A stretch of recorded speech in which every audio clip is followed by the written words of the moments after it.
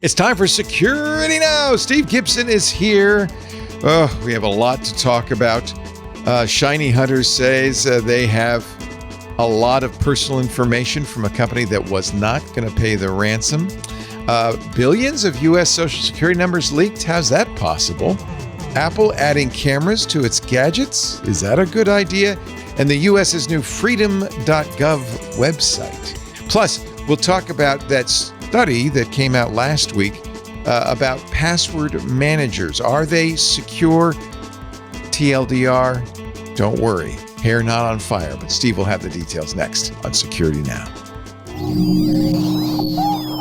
Podcasts you love. From people you trust. This is Twit. This is Security Now with Steve Gibson, episode 1066, recorded Tuesday, February 24th, 2026. Password leakage. It's time for Security Now. We wait all week for Tuesdays, but Tuesday has come. Congratulations, you made it. Here's our hero of the day, Mr. Steve Gibson, our guru in security, privacy, and all of the above. Hey, Steve. Leo, great to be with you again as we wrap up February and head into March. I should explain to the 20,000 plus listeners whose email address I have, who have signed up for the weekly mailing, that they'll be getting a week's surprise this coming week, because you and I are going to be together in Florida on Tuesday, Wednesday, Thursday of next week. So we're pre-recording next week's Tuesday podcast on Sunday before the Sunday show, which means I will be working on it Friday and Saturday to get ready for Sunday. And I'm apt to send it off to everybody Saturday afternoon. Might as well if it's done. It's going to be done. So, yeah. The upside of this is you're going to get two Security Nows next week, because you're going to get the regular Security Now. We'll record on Sunday and release as usual on Tuesday.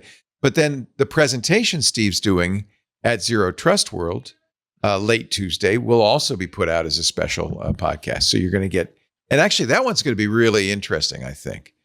It's taking off on if you've listened to Security Now, you understand his thesis that the real threat these days is coming from inside the building.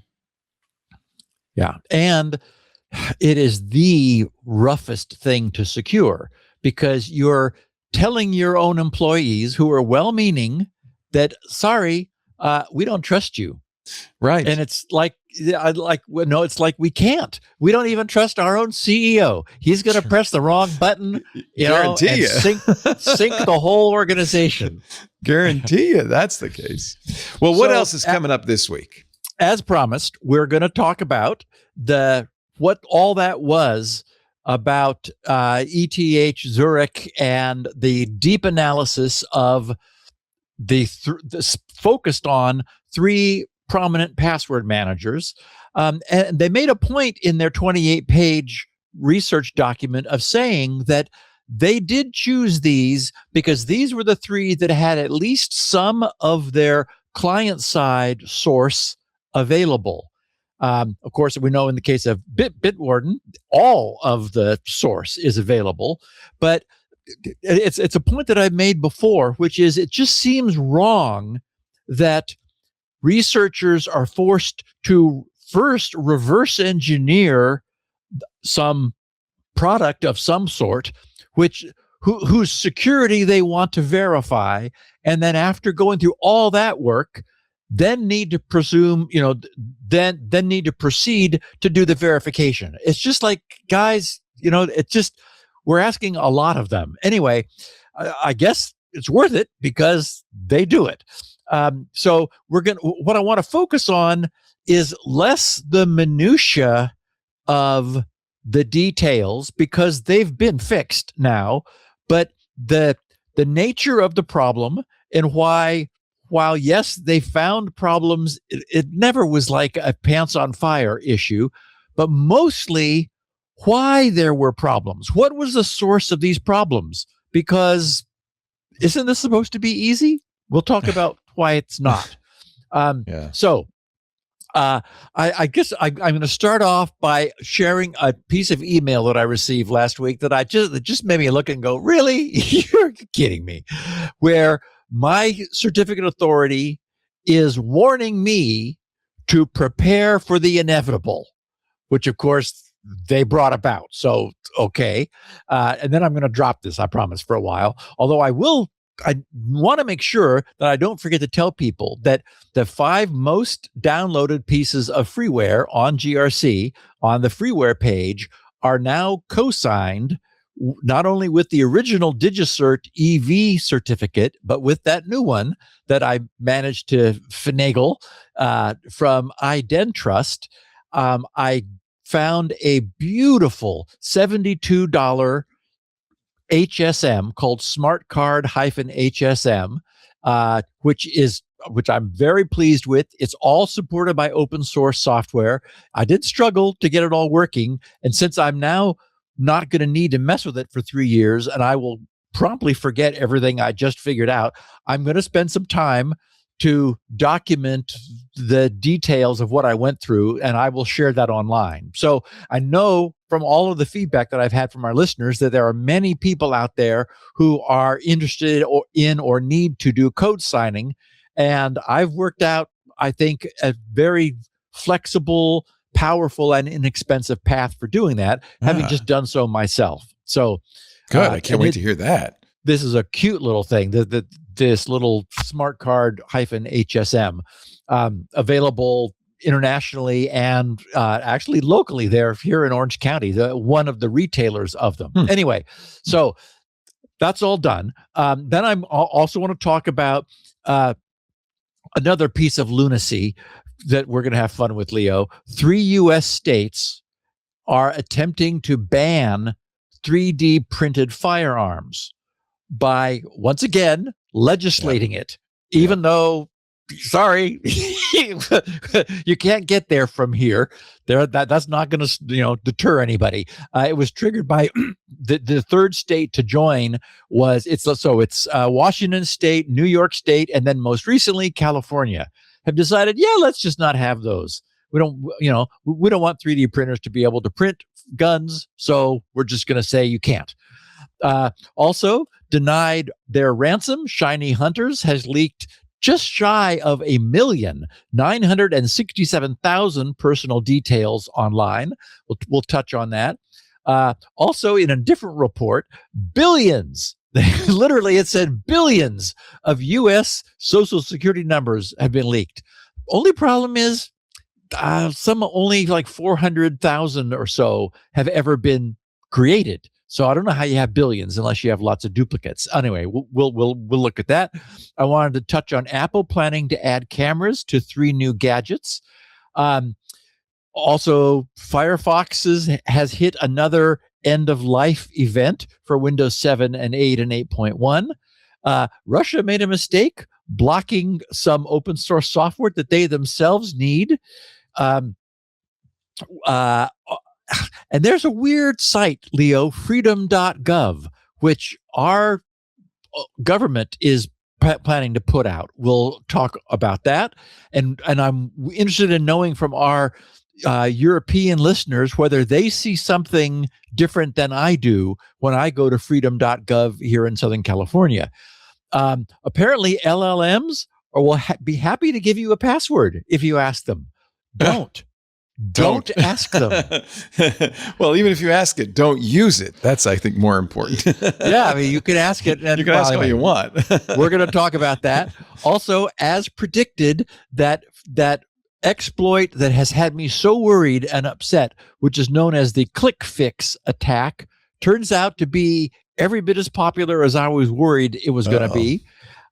We have a listener who was convinced, based on his next DNS logs, that his computer had picked up a virus. And based on what he shared with me, I agreed until I looked more closely. And then I had to smile when I saw what the cause was.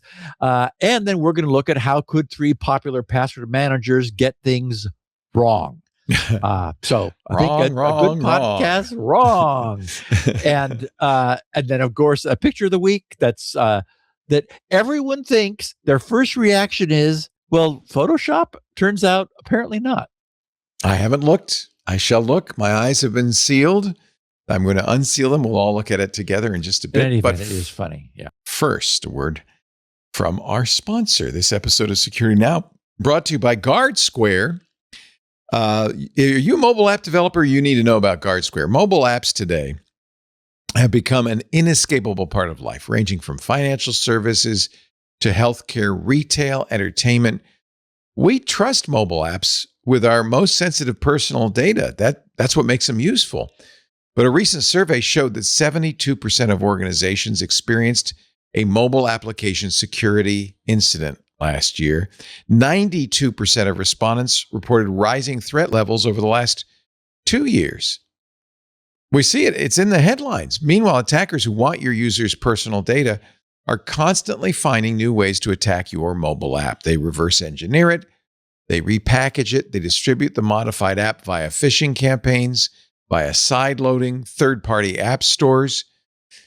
You don't want that to happen. By taking a proactive approach to mobile app security, you can stay one step ahead of these attacks and maintain the trust of your users. You owe it to us. You owe it to us users. That's where Guardsquare comes in. Guardsquare delivers mobile app security without compromise, providing advanced protections for both Android and iOS apps, combined with automated mobile application security testing to find vulnerabilities and real-time threat monitoring to gain insights into attacks. Discover more about how Guardsquare provides industry-leading security for your mobile apps at guardsquare.com. That's guardsquare.com. Do it for us. Do it for yourself. Guardsquare.com. We thank them so much for supporting Security Now. They're certainly in the right place. All right, picture of the week time. So I gave this picture the caption, "But officer." All right, scrolling up.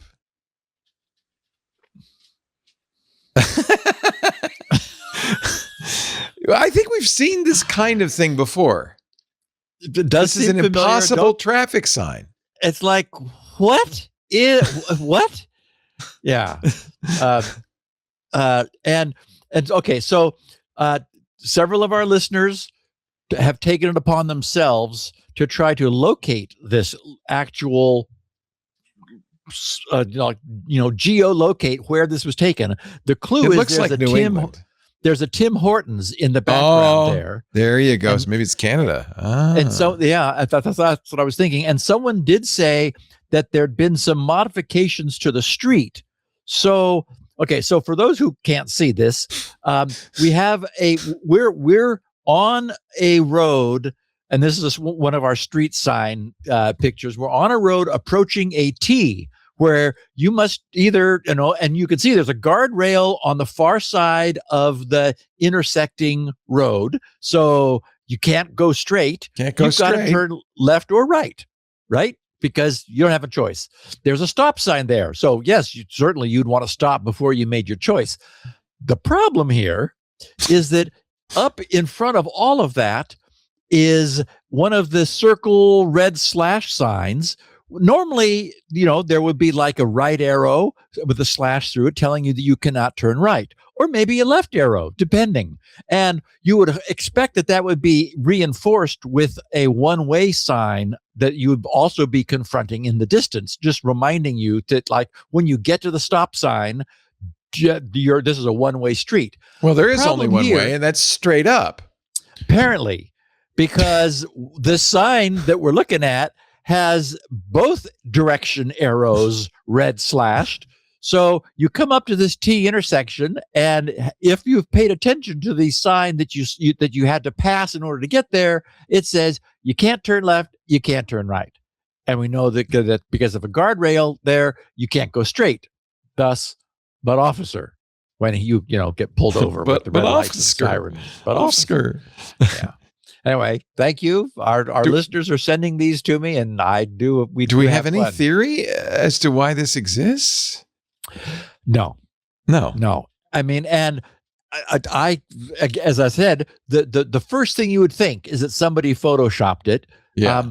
I don't know why it was that someone said that was not the case. What I heard, but it was just in passing as I was like, scrolling through email, that there had been some changes made to the road. Apparently, they forgot to change the signage in order to stay synchronized. That makes sense. Okay, so I'm going to spend one more story on this, and then I'm going to leave it alone. I want to do it because the amount of feedback I've received from a range of our listeners whose lives are impacted by certificate authorities one way or the other has been extensive. The subject line of the email I received from DigiCert, my certificate authority, last Wednesday, it made me shake my head. The subject was in the email, urgent. It started off, urgent. Revalidate domains expiring February 24th due to new 199-day validity requirement. Okay, so here's what they wrote with great urgency. Dear valued customer, we're reaching out with an urgent request to check your certificate domain validations before February 24th, 2026. As we communicated in previous emails, February 24th, by the way, that's today, right? Today we're recording this on February 24th.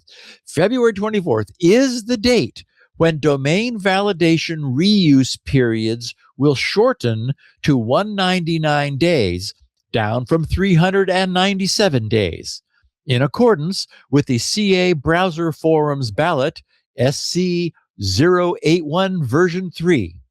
Our records indicate that you or your subaccounts have existing domains that will expire on February 24th because of this change.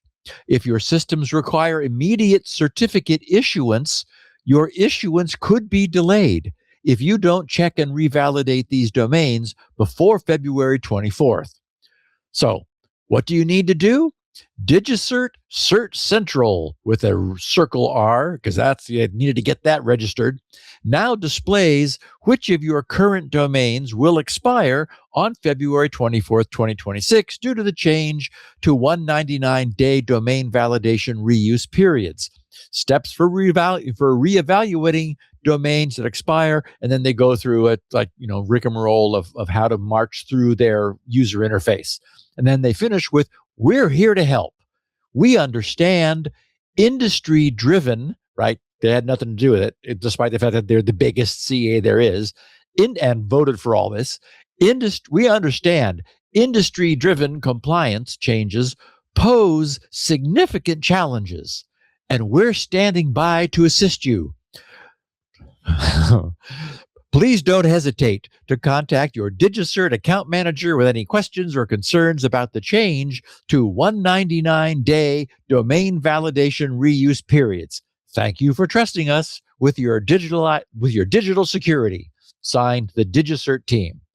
Okay, so since DigiCert, a prominent, if not the prominent, voting member of the CA Browser Forum, voted themselves to bring about these changes, it seems a little odd for them to be sympathizing with their customers over the inconvenience that these changes create. To be straightforward, they would state that these changes have been made in the interest of improved security. Okay, we might disagree with that, as we know I do, but at least then they would be genuine. What puzzled me in their note, which I read closely, was their statement that our records indicate that you or your subaccounts have existing domains that will expire, blah, blah, blah, on February 24th. As we know, it's never the case that anything is ever done that causes existing certificates to suddenly become invalid, right? They said, your issuance could be, your systems require immediate certificate issuance. Your issuance could be delayed if you don't check and revalidate these domains before the 24th. Again, as I was saying, it's never the case, thank goodness, that anything is ever done that causes existing certificates to suddenly become invalid. Obviously, revocation notwithstanding. it's always the case that the not valid after date continues to be honored. When you think about that, it's clear that a certificate that contains a built-in not valid after date means valid until that date. And there's no way to, after the fact, have that no longer be true, because it's bound into the certificate. And this is why I went to all the trouble last week to establish a new code signing relationship with IdenTrust, while 3-year certificates were still allowed by the CA browser forum for code signing. And as I mentioned at the top of the show, I am now the proud holder of a code signing certificate that will be valid until February of 2029. And nothing that happens between now and then, no matter what new insanity the CA browser forum may enact, will change that. So the answer to the mystery of what DigiCert means here is the phenomenon I spoke about last week, which is the new need, which they created, to decouple certificate qualification from certificate issuance. Since a certificate once issued will always live out the duration of its valid life unless it's revoked, back when certificates were issued for 10 or even 5 years, the qualification for that certificate was determined at the time of the certificate's issuance. And that was all that, and that would be that was it. You verify that you qualify. Here's your 10-year certificate. See you in 10 years. But with the changes that are, bringing about this shortening of certificate lifetimes, automation is effectively required. And, they're going to be seeing that more and more. As we know, the industry intends to keep marching certificate lifetimes downward until they reach a maximum of 47 days in 2029. We're about to drop to 200. That's happening in the next week or two, to 200 days maximum. Then it will be 100, where it holds for a couple of years, then finally lands on 47 days. So the issuance of organization validation certificates, which is what DigiCert produces, needed to be decoupled from the qualification to receive those. Issuance decoupled from qualification. Before the middle of next month, the CA Browser Forum would allow organizations to go up to 825 days between qualification intervals. So that's around 27 months. And before an organization needed to be revalidated. But those 825 days now drops to 398 days, which is what DigiCert's letter was about. They're saying that one or more of the validations that they performed for Gibson Research Corporation's identity occurred more than 398 days ago until today, literally today, February 24th. And that was just fine. But as of today, February 24th, that's no longer true. The validations that were valid yesterday are no longer valid today. So anybody who would need to reissue a certificate soon needs to recognize that although they could have done so yesterday, they can't do so tomorrow. Again, just craziness, but that's the way this industry is being played. So, don't just go thinking that all you need to do is push a button to issue yourself a certificate. Oh no, your button has been disabled. You no longer qualify until you've had the chance, your authority, have had the chance to look you up and down again, make sure you're still you. And what's more, that will now be annual. Oh yes, these wild times where you could go, well, yesterday, 825 days, but once upon a time, 5 years, 10 years, no problem. Those are over. So this explains why once my previously paid certification with DigiCert is over in 2 years, I'll be happily dropping OV, these organizational verification certificates, in favor of the much cleaner and simpler DV, domain validation certificates, that Let's Encrypt's automation has been gleefully issuing now to the vast majority of the internet, to anyone who wishes to bring a server online. So all we can do is go along with it because we have no control. Okay, so I know you were up to speed on this, Leo, because you reacted to it when I was saying I was going to talk about this. We have another example of lawmakers apparently thinking, we don't know how you techies are going to do it, but that's not our problem. We're going to make it a law so that it becomes your problem. And I just wanted to point out, thanks to our listener, Tom Minnick, for bringing this little tidbit to my attention. Tom sent a link to the reporting on the well-known and the reporting which appeared and was covered by the well-known and popular Adafruit website. Adafruit, ADAFRUIT, for those who may not be aware, is a highly regarded hobbyist maker hardware electronics website and retailer. They posted the news of this new numbskull legislation under their headline, California's new bill requires DOJ-approved 3D printers that report on themselves. So here's what Adafruit wrote. They said, California's new bill requires Department of Justice approved 3D printers that report on themselves targeting general purpose machines. Assembly member Bauer Khan introduced AB-2047, the quote, California Firearm Printing Prevention Act, on February 17th.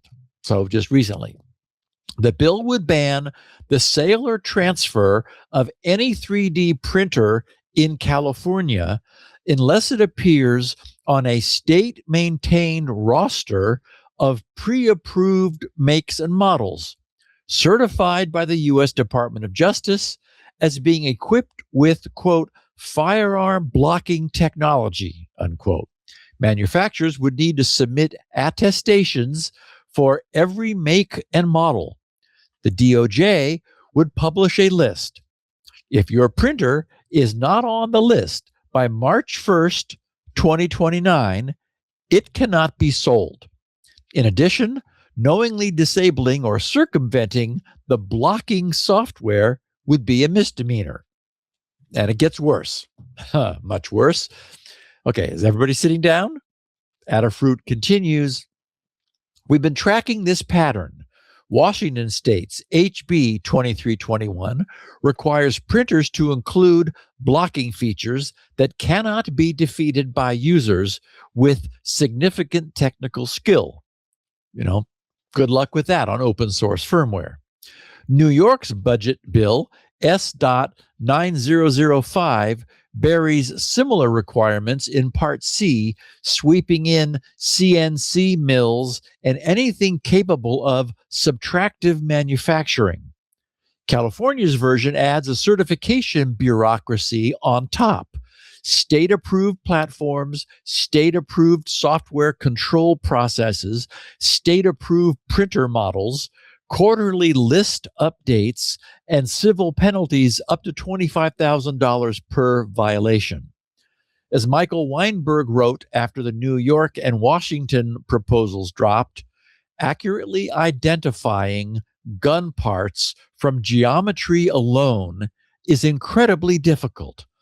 Desktop printers lack the processing power to run this kind of analysis, and the open source firmware that runs most machines makes any blocking requirement trivially easy to bypass. Okay, so I'll interrupt to note again that once again, you know, when printers that can print weaponry are outlawed, only outlaws who wish to print weaponry will own outlaw printers. Nothing will be accomplished to curtail the fact that a 3D printer can be used to print a dangerous machine. Adafruit continues, the Firearms Policy Coalition flagged AB 2047 on X, and the reactions tell you everything. John LaRoe called it stupidity on steroids, pointing out that a simple spring-shaped part has no way of revealing its intended use. The Foundry put it plainly, quote, regulating general-purpose machines is another. AB 2047 would require 3D printers to run state-approved surveillance software and criminalize modifying your own hardware, unquote. Adafruit continues, as we've said before on this blog when we covered Washington and New York, it doesn't matter if you're pro or anti-gun. The state should prosecute people who make illegal things, not add useless surveillance software to every tool in every classroom, library, and garage in the state. And as you can see, these bills spread. That's how a small group can push legislation into the entire country. First, Washington proposed theirs, then New York, now California. Once these three states pass a law, that's 20 to 25% of the country by GDP and population, and thus every manufacturer is forced to comply with a bad decision in order to stay in business. If you're a maker, educator, or manufacturer anywhere in the U.S., even outside these states, this is a problem.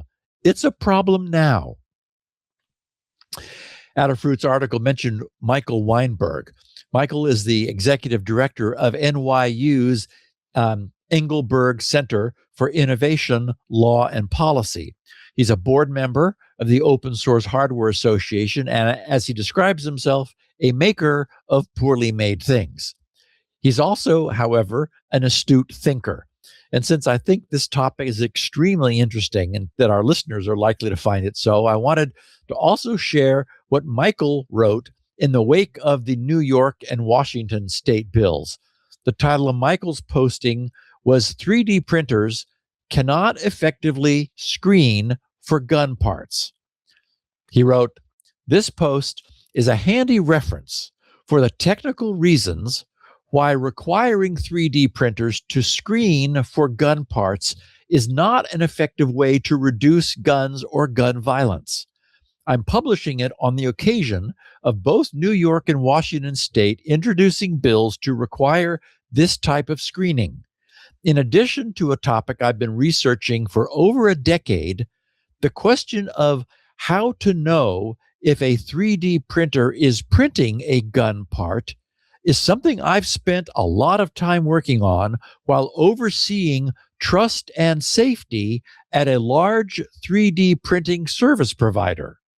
So consider that, he's been overseeing trust and safety at a large 3D printing service provider where the question of what is it we are printing on these with our commercial grade machines,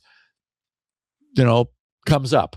So he said, this post is not about debating the larger legitimacy of gun control. In order to focus on the technical reasons why requiring 3D printers to identify and refuse to print gun parts does not work, it assumes that gun control is a reasonable and legitimate action of governments.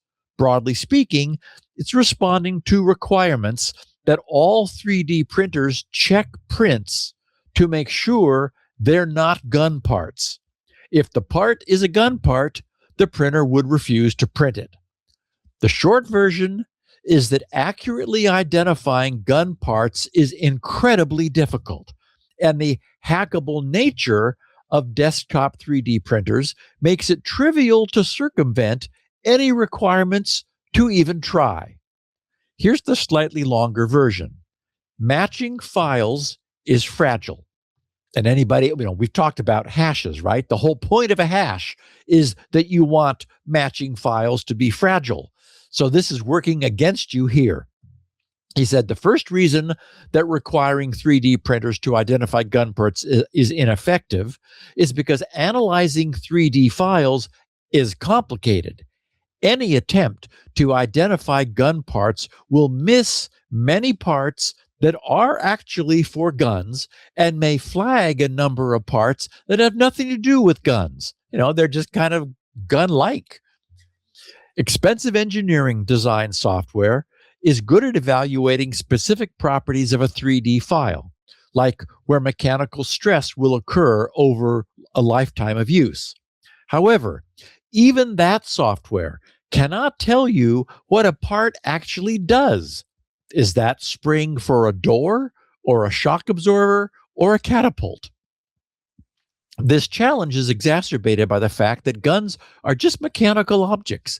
That means that there are many ways to design any individual part, and many individual parts of guns will resemble mechanical parts with totally benign uses.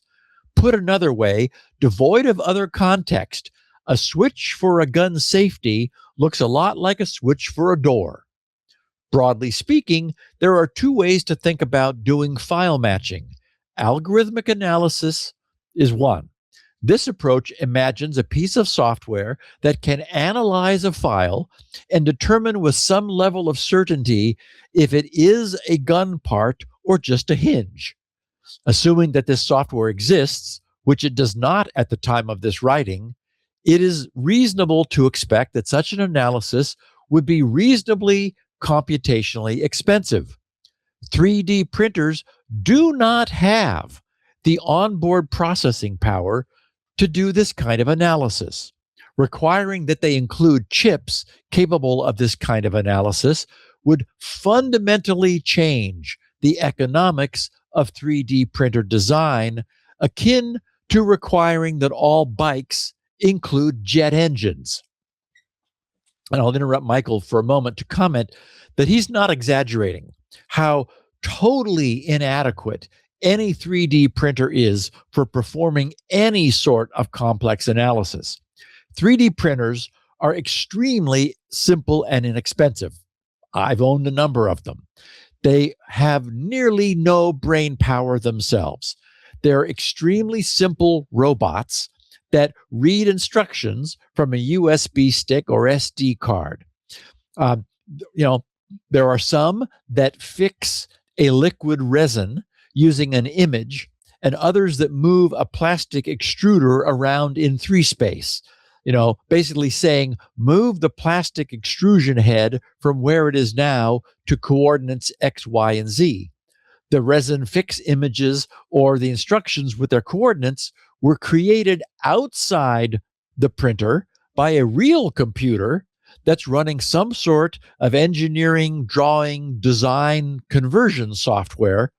Once the design is ready, it's converted into fabrication instructions, which are typically written to a storage device and then transferred to a standalone printer, which simply follows the instructions step by step, without in any way understanding what it is that it's being asked to print. That just isn't there.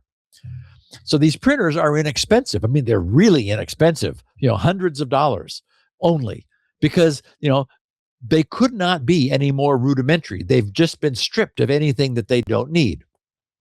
Michael continues, of course, writing, the 3D printer could upload the file to a cloud somewhere and let the processing happen there. However, internet connectivity is not a default feature on desktop 3D printers. You could require that all 3D printers maintain a constant connection to the internet in order to operate, but again, that would fundamentally change how people use their printer. There are also many legitimate use environments where constant internet connectivity is neither possible nor desirable. And of course, we immediately think of this as like, what about, malware downloading itself into our 3D printers because they now have internet connections? It's like, no, please, let's not go there. And he says, and of course, this raises the question of who's responsible for maintaining that directory and keeping it secure, meaning in the cloud. So what about blacklisting, he asks? If it's not possible to analyze the true purpose of each file, it might be possible to at least match them against a known database of gun parts, right? This approach also has some serious shortcomings. First, there's the question of keeping that database up to date on the printer. That would require constant or at least regular internet connectivity for the printer. That raises the same issues as discussed in the last section. Second, also as discussed above, analyzing and matching 3D files is computationally expensive. The most logical way to do that with the processing power of a 3D printer would be to use a hash table of known gun parts, comparing a hash of the file to be printed against the table. The primary problem with both geometry matching and hash matching is that it's incredibly fragile. The smallest change that had no impact on the functioning of the part, right? 1 bit changed would completely change its hash, effectively hiding it from the blacklist. That would make it trivial for anyone to circumvent. Identifying which changes are functional and which are merely aesthetic is not easy. That's especially true if people are making those changes with a specific goal of tricking the printer into printing a gun part. Make a cosmetic change a tiny little thing, a little tick somewhere, and now it looks like an entirely different file because it's in a completely different hash. As we know, that's the nature of hashes. He writes, 3D printers print themselves. The second reason this proposal is ineffective is because 3D printers are made in an incredibly distributed way.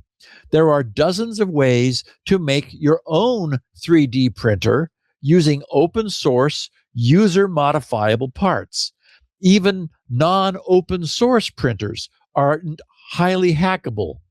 And the point he's making is the only way to get one is not to buy one. You can make one.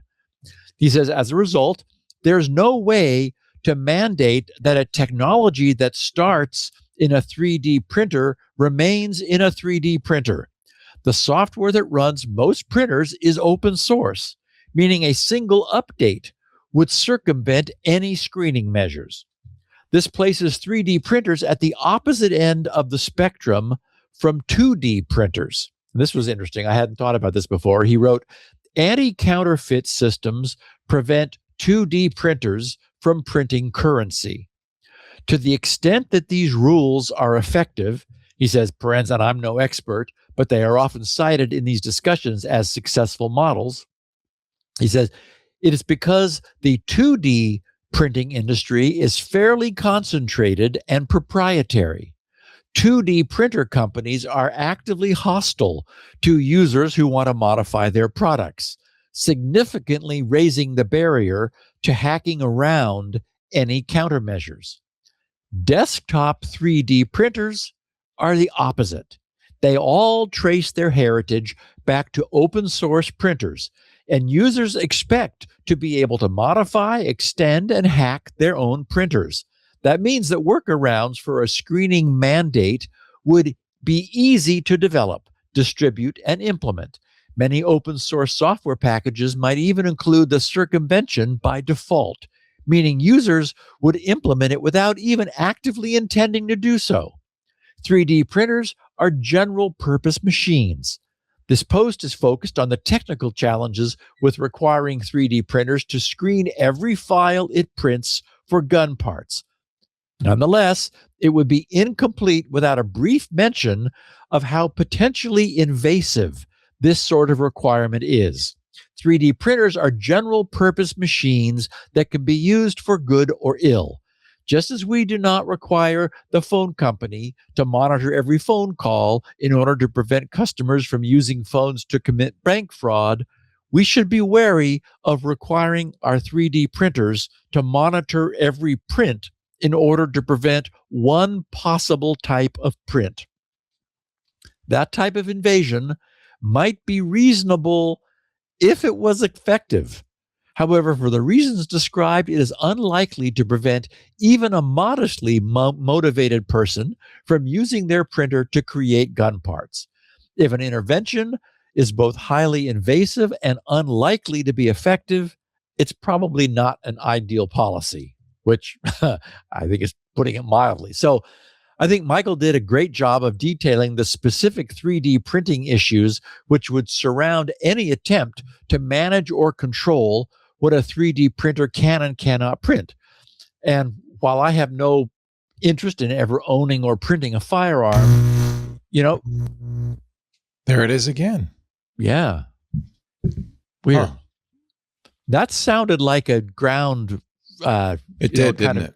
Came and went. Like when you plug in a guitar to an amp. Yeah. Exactly that. Yeah.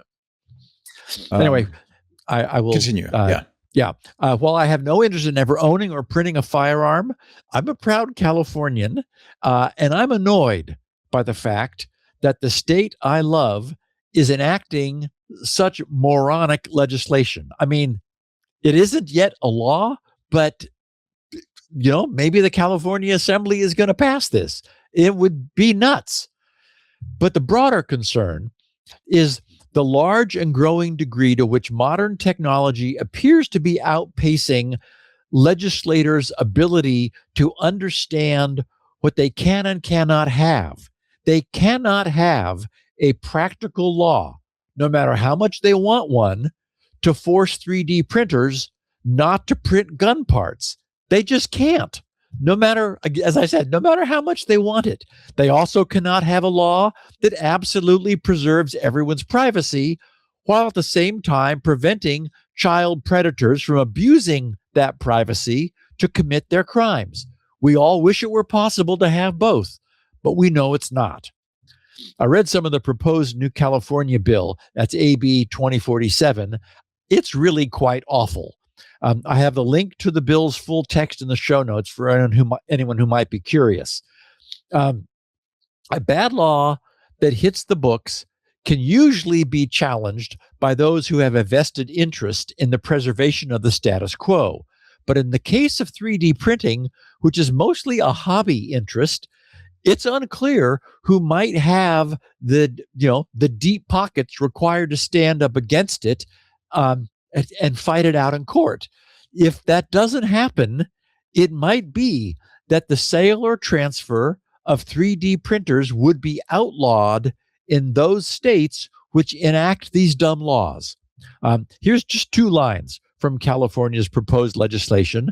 It says, the bill, beginning on March 1st, 2029, so that's, next week, would prohibit the sale or transfer of 3-dimensional printers that are not equipped with firearm blocking technology and that are not listed on the department's list of manufacturers with a certificate of compliance verification, except as specified.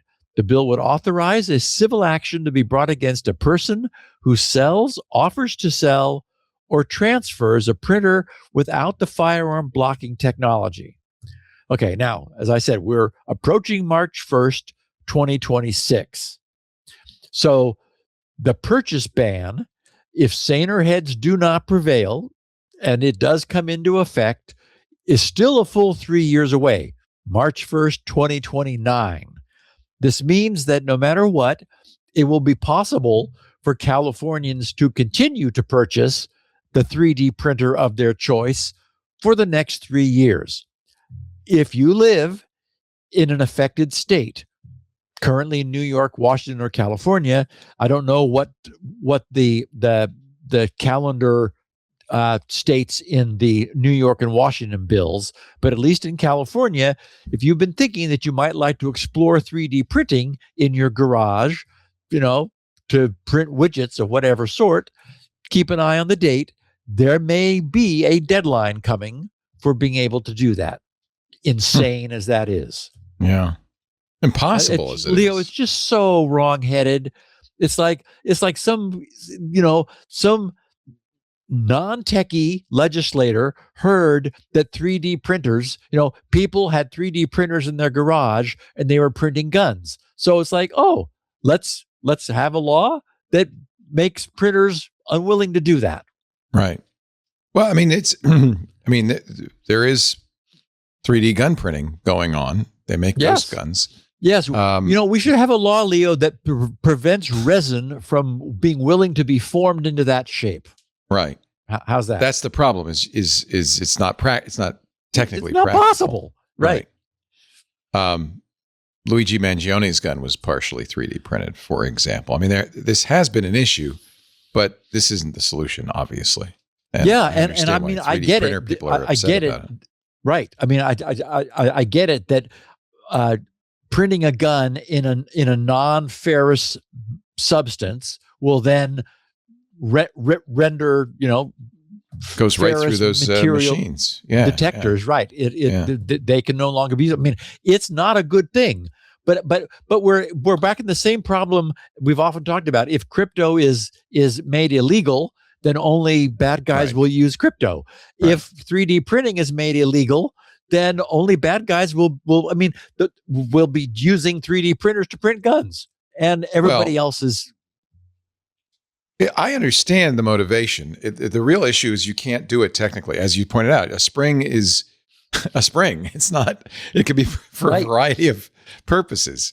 You can't really identify parts that are going into a gun. And imagine the frustration of designing a particular widget, to allow your baby carriage, to allow your baby carriage to roll better, and your printer says, "Oh, that looks like the barrel of a gun. Right. Sorry, can't print that." It's like, what? Darren also points out you can't 3D print bullets. They're still metal, so you're going to be able to. You're going to see the ammunition. Even if you and actually, there's been a lot of dialogue in the past about, okay, well, maybe we need to control ammunition because that would be a better, more effective thing, right? Yeah. Oh well. As would following the advice of this next sponsor, Leo. Yes. Now, I want to kind of a little bit bring you into this because the next sponsor is Bitwarden, who we love. Open source solution. And you're going to talk a little bit about this ETH Zurich finding about the risks of password managers if a bad guy could somehow get the vault, right? Yes, that was one of the issues too.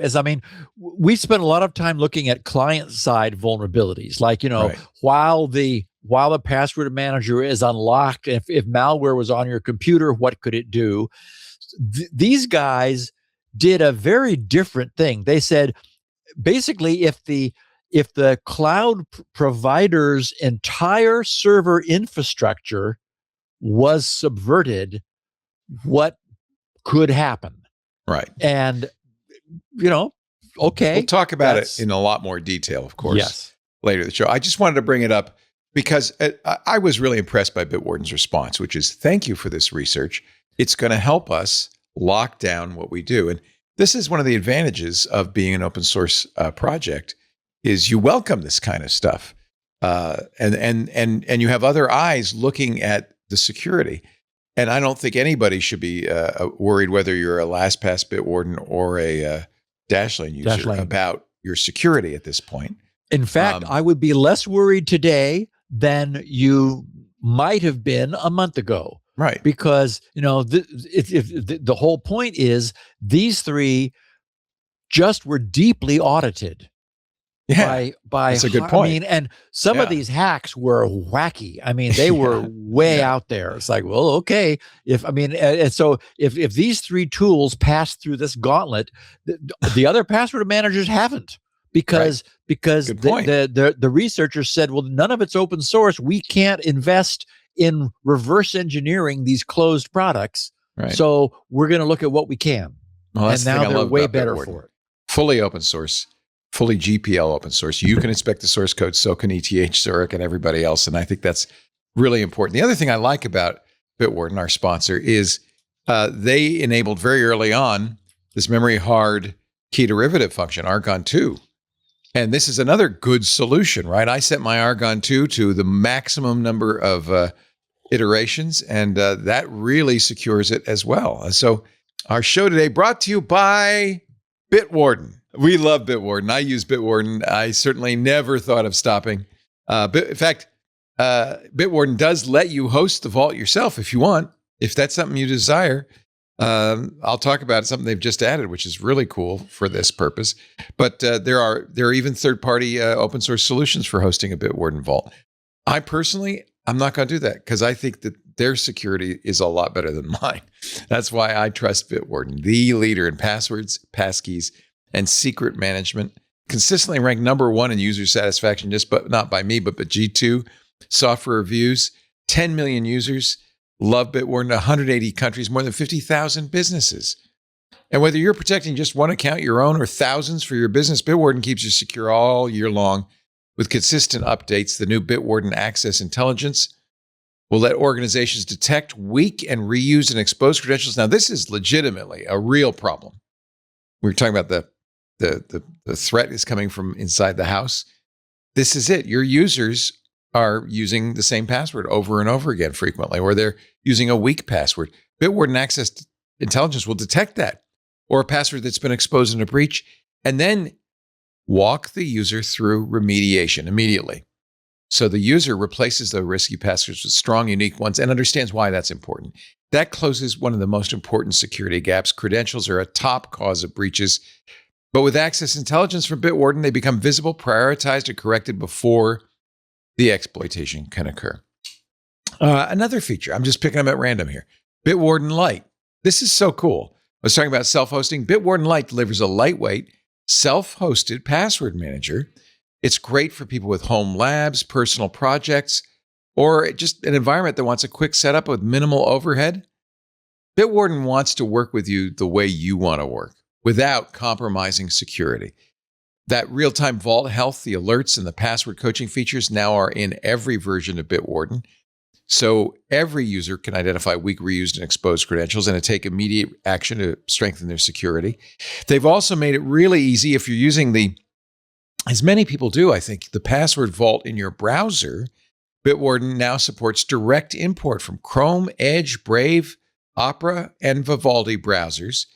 Direct import copies the credentials right from the browser into the encrypted vault without that separate plain text export, which not only simplifies migration, it reduces exposure associated with the manual export and deletion steps. If you don't delete that, in the clear password export, well, that's not good. But this way, you don't even have one, which is fantastic. G2 Winter 2025 reports Bitwarden continues to hold strong, number one in every enterprise category for 6 straight quarters. Bitwarden's setup is easy. Steve and I moved over from those other guys in minutes. It supports importing from most password management solutions. And again, I want to underscore this because it's open source.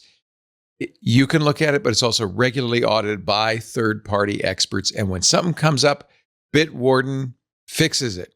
That's what's great about Bitwarden. Bitwarden meets SOC 2 Type 2, GDPR, HIPAA, CCPA standards. It's ISO 27001-2002 certified.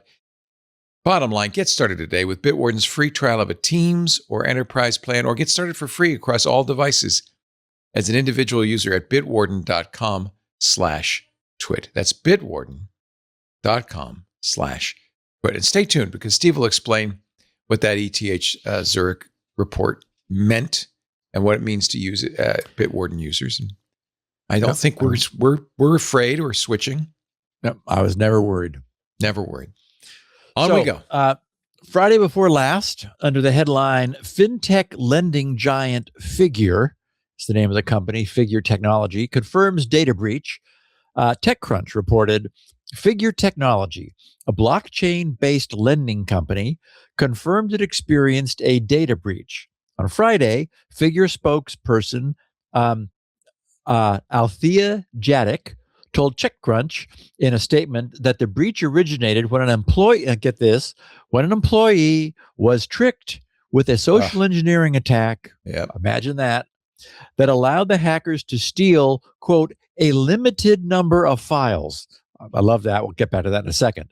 The statement said the company is communicating, quote, with partners and those impacted, unquote, and offering free credit monitoring to all individuals who receive a notice. Oh, thank you. Joy. Figure spokesperson did not respond to a series of specific questions about the breach. This is, from TechCrunch, a legitimate reporting group. The hacking group, guess who? ShinyHunters, took responsibility for the hack on its official dark web leak website, saying that after the company refused to pay a ransom, they published 2.5 gigabytes of allegedly stolen data. TechCrunch saw a portion of the data, which included customers' full names, home addresses, dates of births, and phone numbers.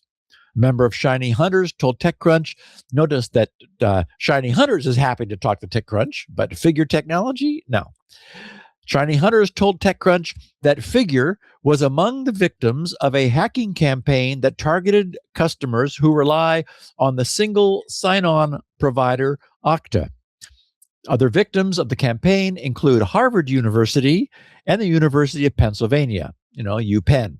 Okay, so first of all, I love the quote from their spokesperson, quote, a limited number of files, right?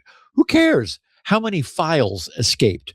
It's size is it limited matters. to 1 or 1,000 or 1,000,000? It's still limited, right? Right. Well, what does that mean? As they say, the size matters. In this case, 2.5 gigabytes of customer personal data could do plenty of damage, right? Yeah. Even if it's contained in one file. So all it takes is one. Right. Okay, then last Wednesday, Troy Hunt's Have I Been Pwned site scooped up the deliberately posted leaked breach data and examined what had been exposed. 967,200. So nearly 1 million of Figure Technologies customers. So first of all, it's a limited number of customers, Steve. That's a limited number. That's right. It's not everybody on the planet. Come on. But Leo, I think you and I are in the wrong business. A blockchain-based lending company has 967,200 customers. What? I don't even. Okay, fine. Whatever. They do. Nearly 1 million customers. Yes. Of Figure Technologies customers, Troy's Have I Been Pwned site, they all 967,200 had their names, physical addresses, dates of birth, email addresses, and phone numbers released after Figure Technology refused to pay up. Now, we know that not paying is the right thing for Figure to do, right? I mean, the rightest thing is not to get breached by an employee being tricked by ShinyHunters in the first place in a social engineering attack. But if you've been breached and you're being ransomed, not paying is the right thing to do. But it makes you wonder what the ShinyHunters group themselves are thinking. Now, presumably as a result of asking for too much money, they got nothing in return for their efforts, right? The Figure Technology did the right thing, said no, and decided to just, pay the price in reputational damage. But as I've noted recently, ShinyHunters have zero interest in this data. They don't care at all. Its only value to them is the value that Figure may place on keeping it private. And once Figure said no deal, the ShinyHunters group had to release it. Otherwise, their threat to do so would be meaningless.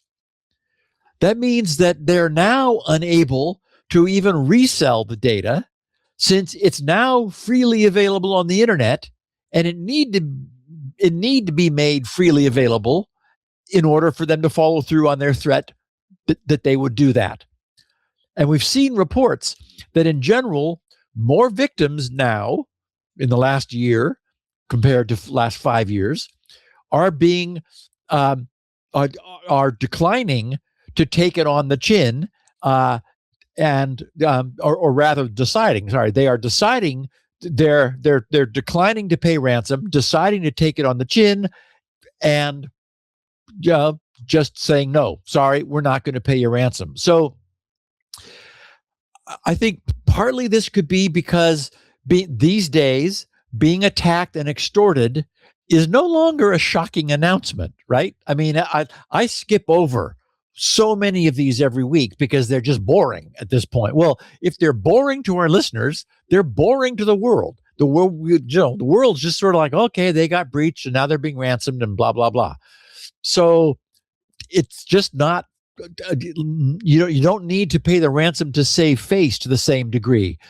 And it's not, that also means that it is possible for them to recover from. They just say, oops, they apologize to their affected customers, offer them, as we saw, a free year of credit monitoring, and then just get on with their business as usual. And as Leo, you and I both discovered that through no fault of ours, all of our data, including our social security numbers, was already out there swimming around in that big internet ocean.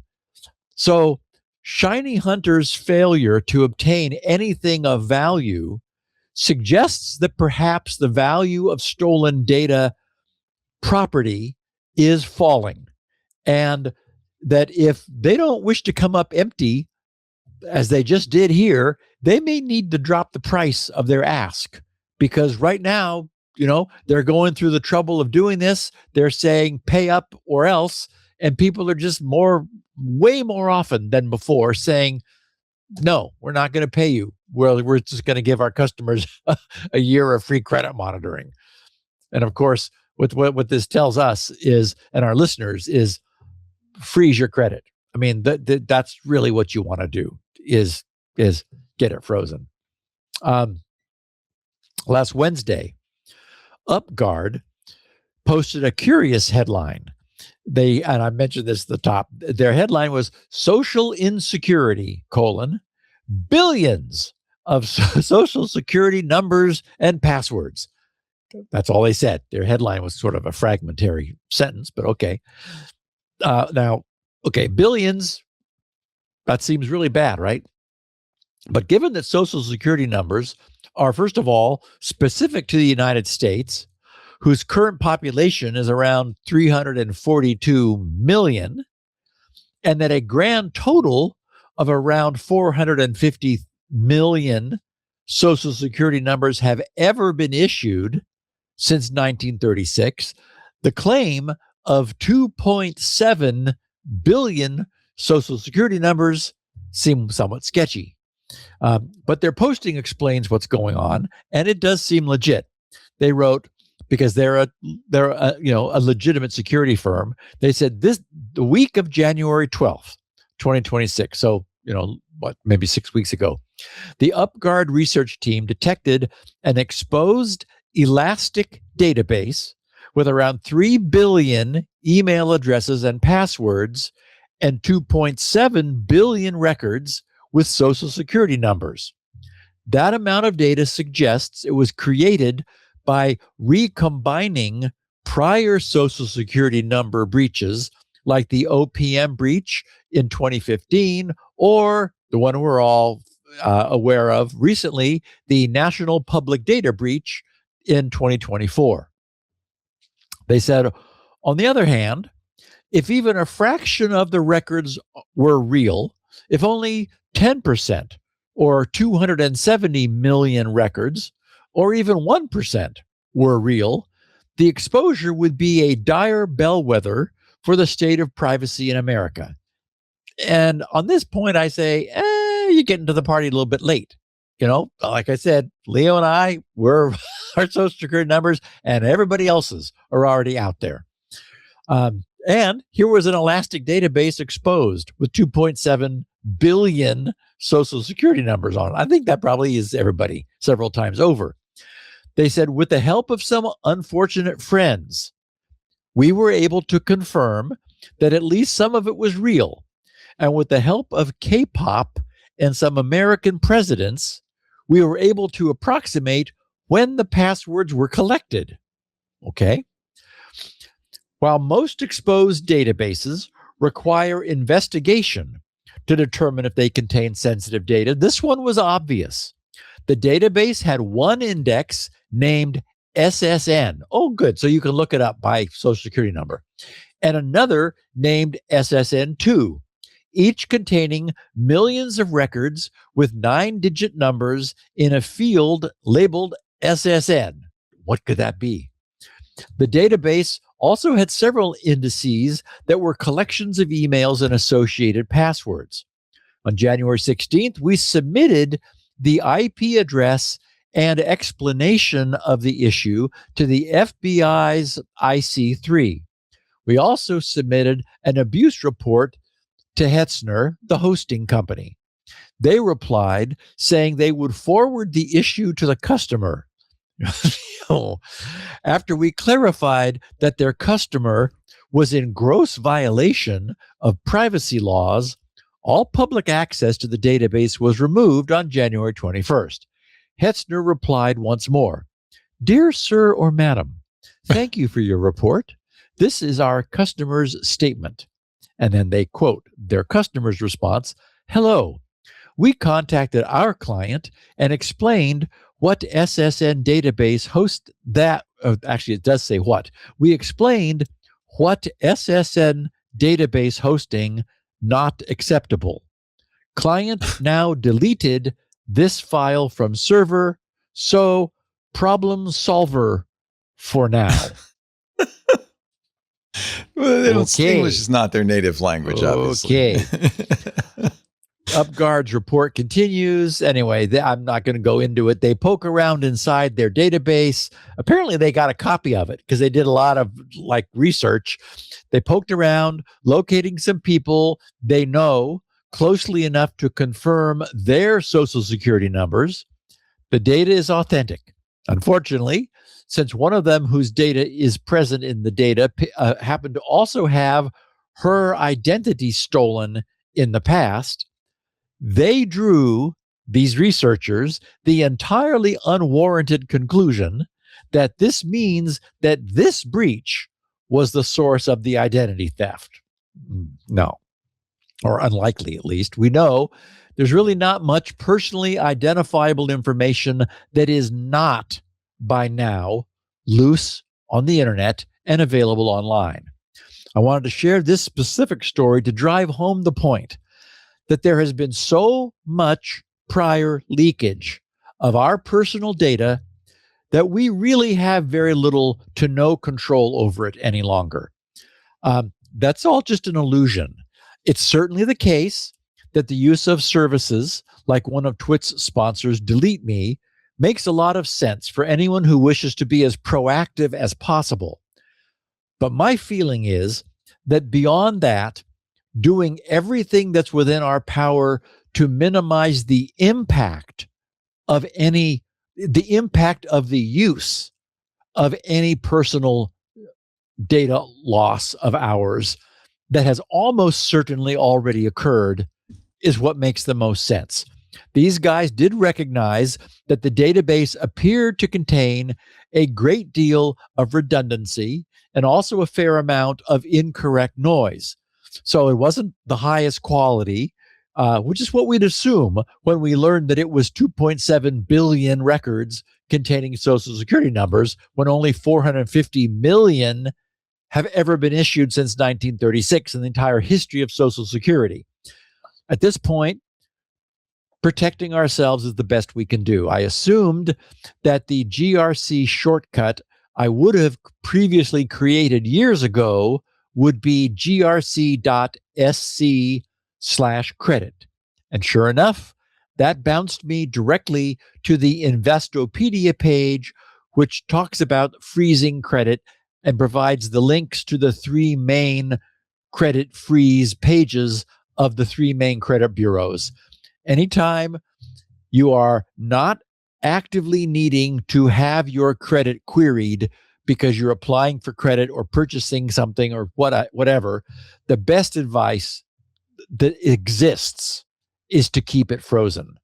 Because the sad truth is all of our data is loose. It's out there as a consequence of previous irresponsibility on the part of entities that we gave it to, including the credit bureaus.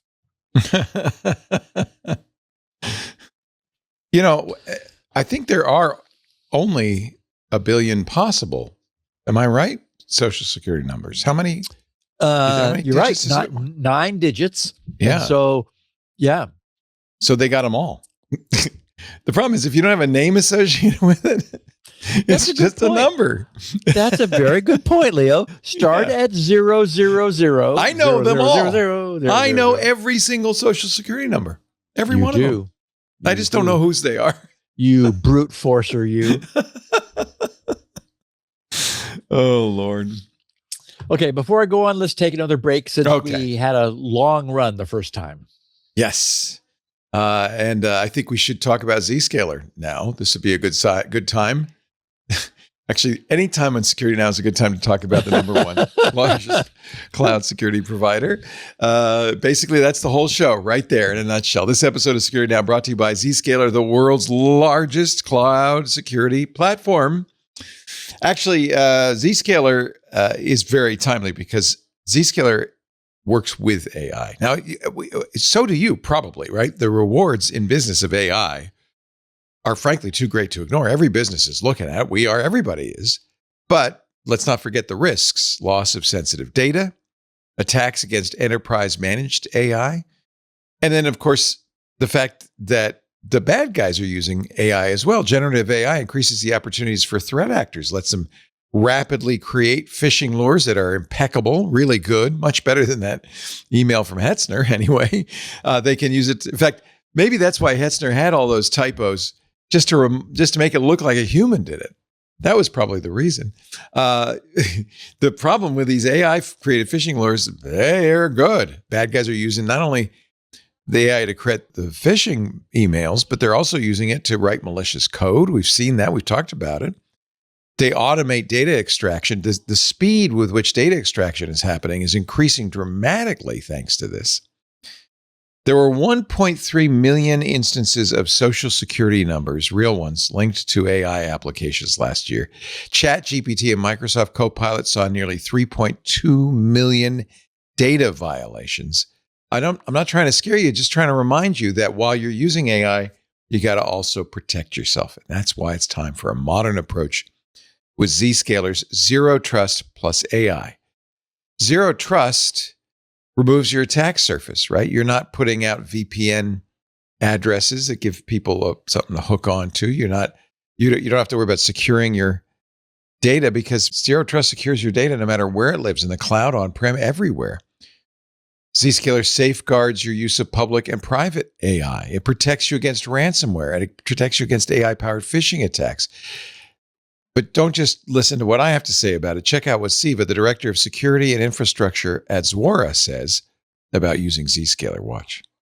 AI provides tremendous opportunities, but it also brings tremendous security concerns when it comes to data privacy and data security. The benefit of Zscaler with ZIA rolled out for us right now is giving us the insights of how our employees are using various Gen AI tools. So ability to monitor the activity, make sure that what we consider confidential and sensitive information according to company's data classification does not get fed into the public LLM models, etc. Thank you, Siva. With Zero Trust plus AI, you can thrive in the AI era. You can stay ahead of the competition. You can remain resilient even as those threats and risks evolve.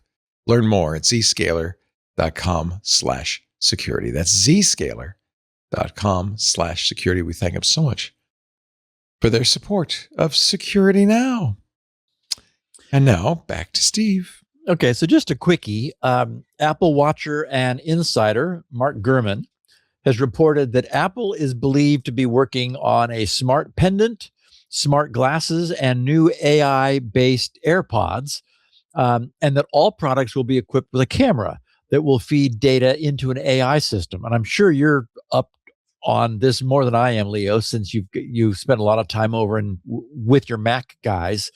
As long as it doesn't feed it to Siri, I'm okay.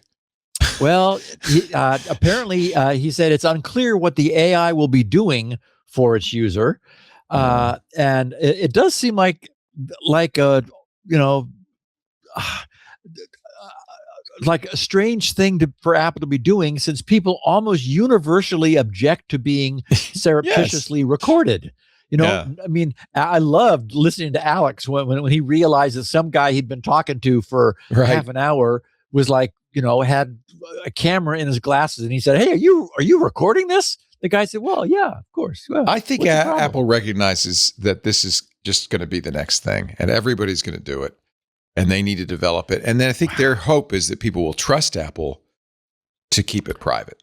Of any company out there, as I've said, they and boy, it was also just as an aside, it was nice to hear you guys on MacBreak talking about the, as I have been saying, how frustrating it is with Apple's upselling, and it just it's everybody does it now.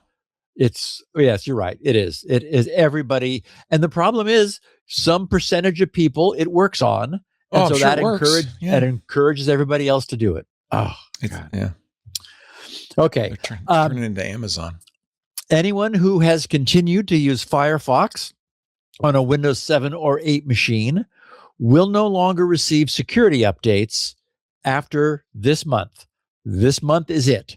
Firefox support for the browser itself officially ended 3 years ago, in terms of monthly updates or occasional updates to the browser itself. That was in January of 2023, but security fixes have continued to be provided. Those end now, this month. With the end of this month, that's it for Firefox. So that's good. Yes. It's good that I'm leaving Windows 7 and Firefox on. I think it's like version 1.15 ESR is the. We're Firefox. up to 145 now. By the way, good news. They've added a switch in 145 that says disable all AI features. You can just click that switch. You're golden. Nice. They were smart. I think that they listened to their customers on that one. Yeah. And of course, I think it was, I'm sure it was Vivaldi who made a marketing point. That's right. Saying, we're not doing AI, period. And then they said, well, until it shows its value. It's like, okay, fine. Well, at least I'm sorry, 148. Thank you, David. David in our Twitch says it's 148. That's the one. Just came out today with the no AI switch. Wow. Roskomnadzor, our favorite Russian group, apparently got a bit trigger happy recently as part of its recent accelerated internet crackdown, which we've been talking about the last couple of weeks. This time, it appears that Russia's internet watchdog blocked the official website of the Linux kernel. The block was quickly lifted after upset Russian IT engineers reminded Roskomnadzor that all of the country's native OS distros run on Linux. So, can't disconnect from that one, guys. They're going to have to, even if they do disconnect from the internet, they're going to have a little back door there where they're still able to be in touch with linux.org, apparently. So, Leo, this raised, if it wasn't Reuters, I would wonder. Washington, February 18, Reuters. The U.S. State Department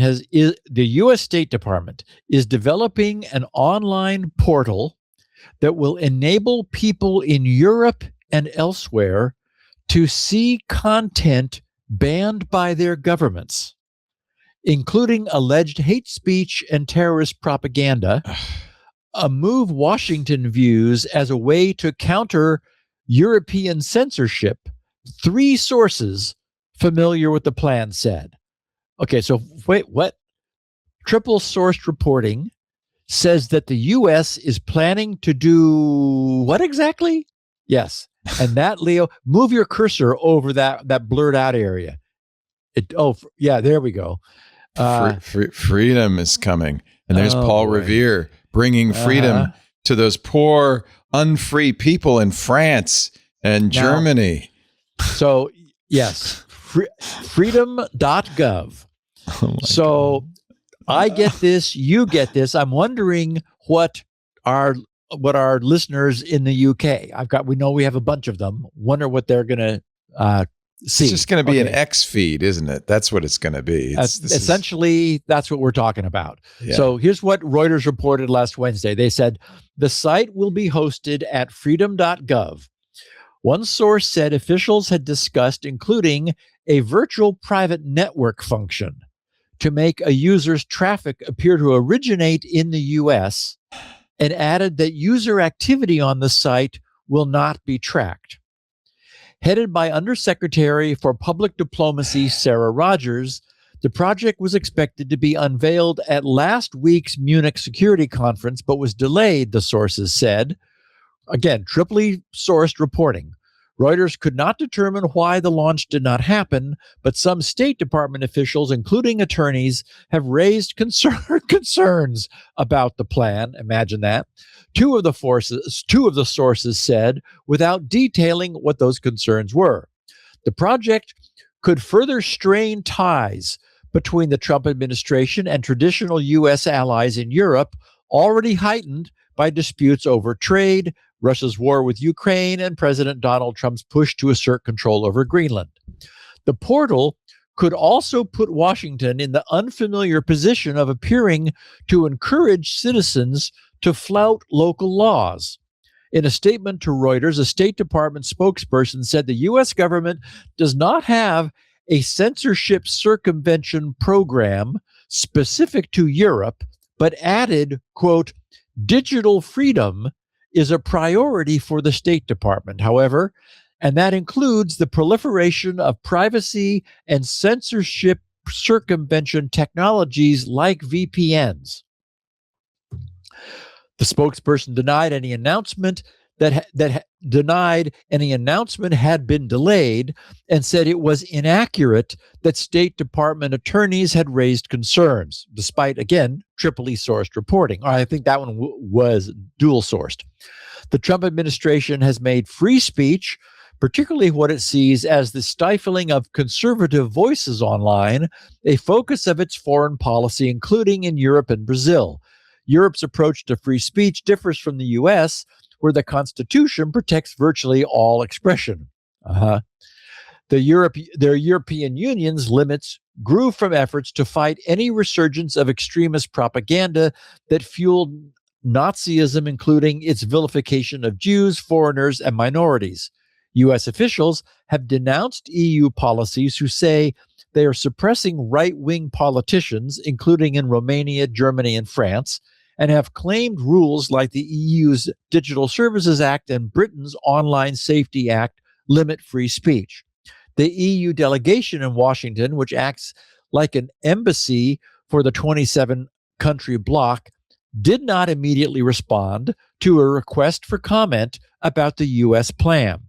In rules that fall most heavily on social media sites and large platforms like Meta's Facebook and X, the EU restricts the availability and in some cases requires rapid removal of content classified as illegal hate speech, terrorist propaganda, or harmful disinformation under a group of rules, laws, and decisions since 2008. Rogers, the person we spoke of before, of the State Department, has emerged as an outspoken advocate of the Trump administration position on EU content policies. She's visited more than half a dozen European countries since taking office in October and met with representatives of right-wing groups that the administration says are being oppressed. The department did not make Rogers available for an interview to Reuters. In a national security strategy published in December, the Trump administration warned that Europe faced, quote, civilizational erasure, unquote, because of its migration policies. It said the U.S. would prioritize, quote, cultivating resistance to Europe's current trajectory within European nations, unquote. EU regulators regularly require U.S.-based sites to remove content that can impose bans as a measure of last resort. X, which is owned by Trump ally Elon Musk, was hit with a 120 million euro fine in December for noncompliance. On the other hand, last week we talked about how 2.2 billion of the 2.4 billion euros that had been fined remained unpaid. Anyway, it's going to be interesting to see what happens next. As I said, the site does not currently show me what's described. There was some language in their reporting that suggested that what you and I see, Leo, is not what Europeans see currently. So I'm sure that our listeners will let us know when they see this. I don't know what to make of this. I guess we'll follow it and see. I just love it that they're spending my tax dollars on such important initiatives. Yeah. By the way, they killed Radio Free Europe.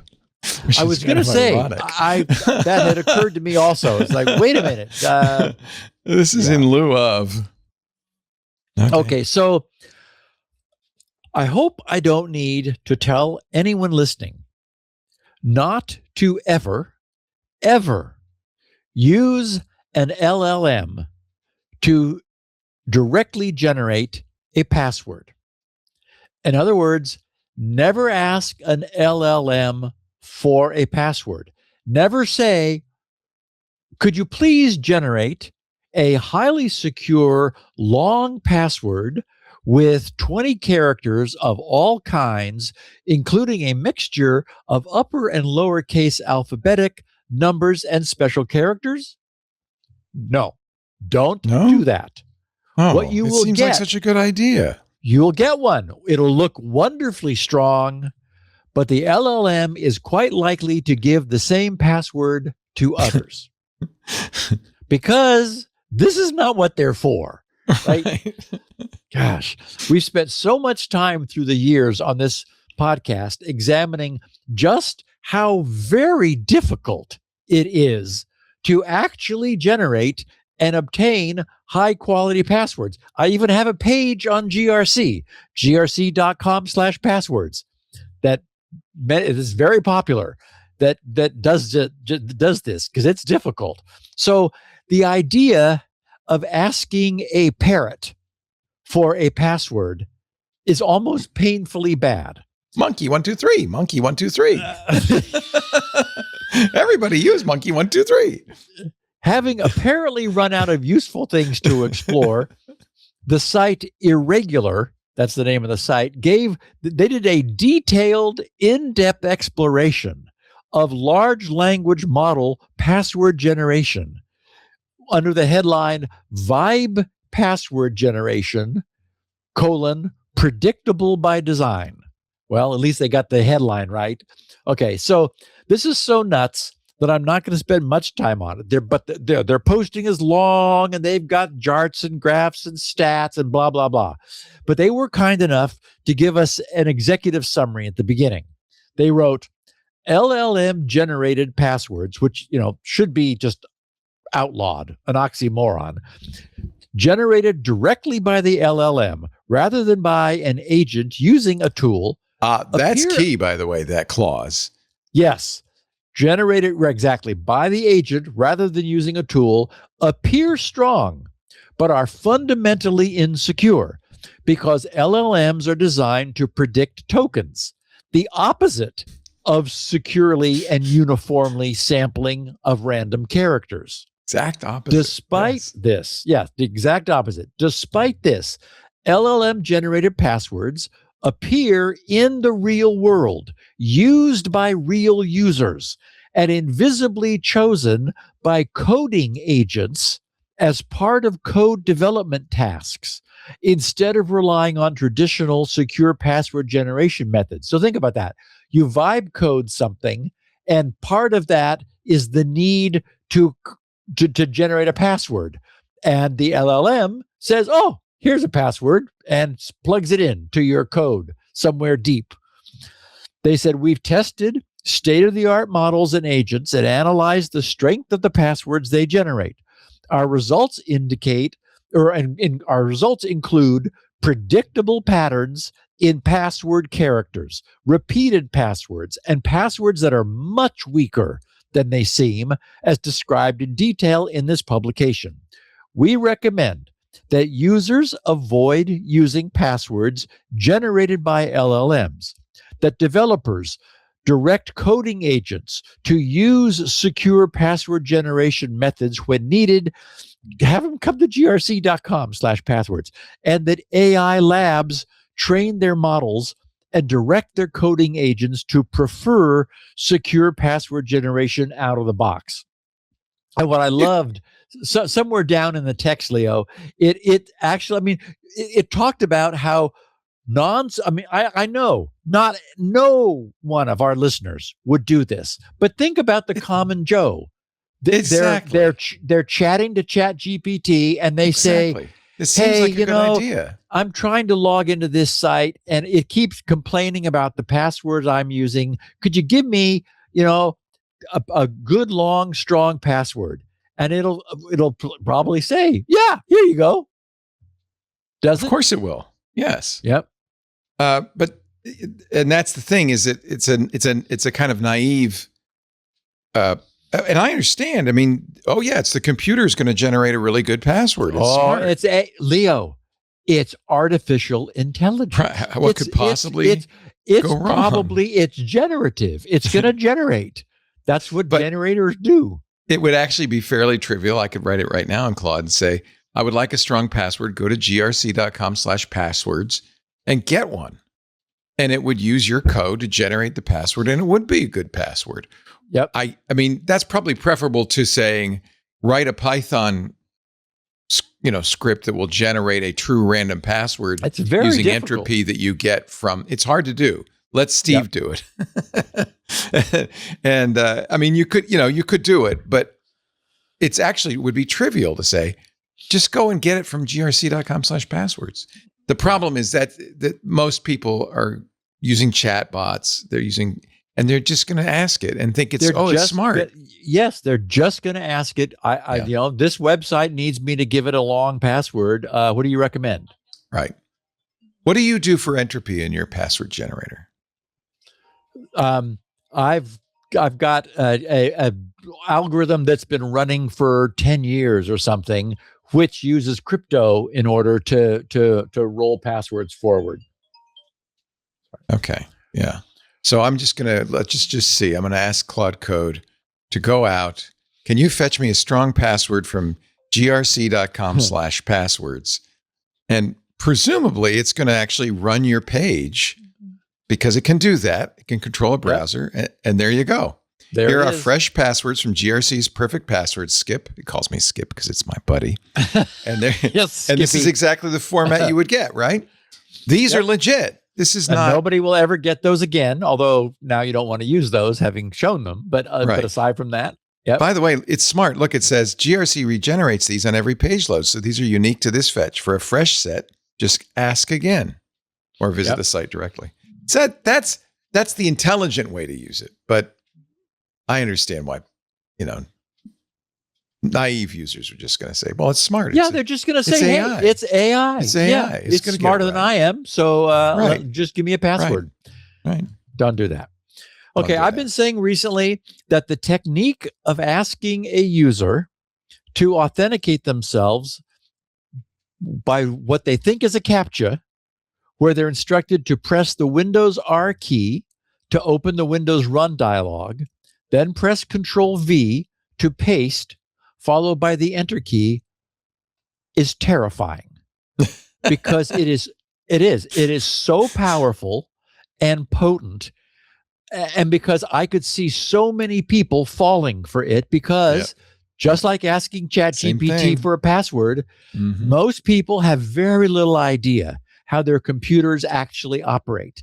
So they just follow instructions, right? They're following instructions in order to just get by. It's all an incantation for them. Yes. They don't understand it. Yes. So this highly potent form of attack has been dubbed ClickFix. It's called the ClickFix attack. Recall that I recently shared exactly such a pop-up that one of our listeners had encountered and emailed to me saying, I didn't do this, but I wanted to show it to you, Steve. And that sent me off on a rant about how irresponsible I felt Microsoft was being about not tracking the source of anything pasted into the system's global clipboard. A web browser is a very clear security boundary with all manner of creepy crawly things clamoring to escape from it. So it would be it should be utterly impossible for automation in the browser to place anything onto the system's global clipboard that can then be pasted outside the browser's security perimeter, especially into the Windows Run dialog.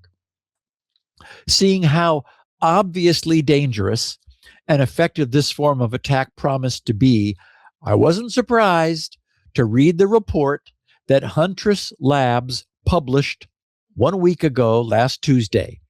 Huntress set the stage for their lengthy report, and I'll just share the beginning. They wrote, Columbia, Maryland, February 17th, 2026.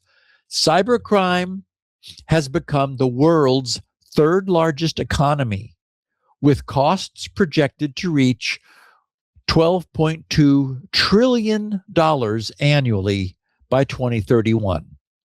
Today, Huntress exposes the tactics, techniques, and procedures, the TTPs, fueling this multi-trillion-dollar illicit market in its 2026 cyber threat report.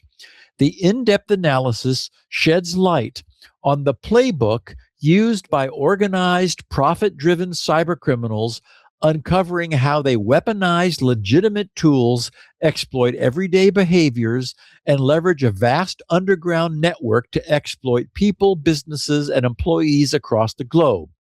To produce this report, Huntress analyzed proprietary telemetry from over 4 million endpoints and 9 million identities across the 230,000 plus organizations it protects worldwide. So again, Huntress has instrumentation on over 4 million endpoints, 9 million identities within 230,000, more than 230,000 organizations that are under its protection as part of its services. They said this robust data set served as the foundation for uncovering critical insights into the evolving ransomware ecosystem, shifting adversary tradecraft, and actionable strategies to help organizations prepare for the year ahead. Okay, so that's where this all came from. Under the topic of key findings, the item that caught my eye was this.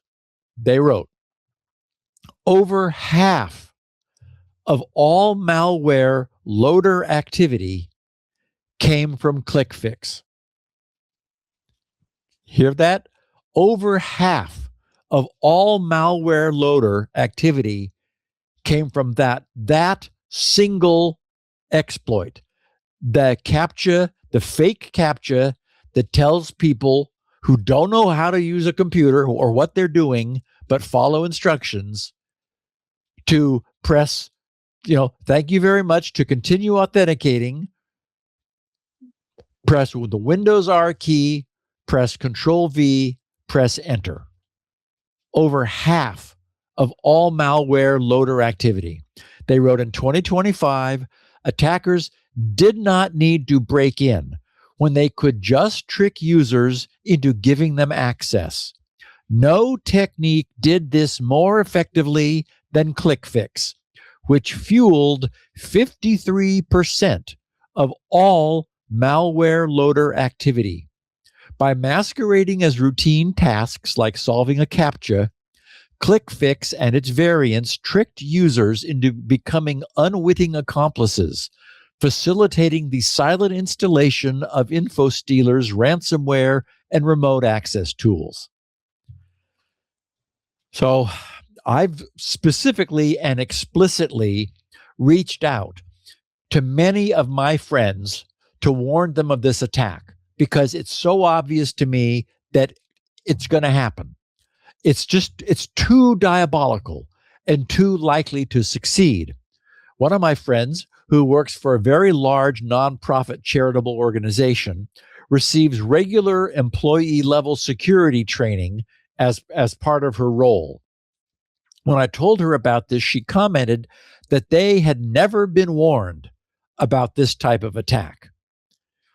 There's likely a delay between the growth of an attack and its inclusion into a training program.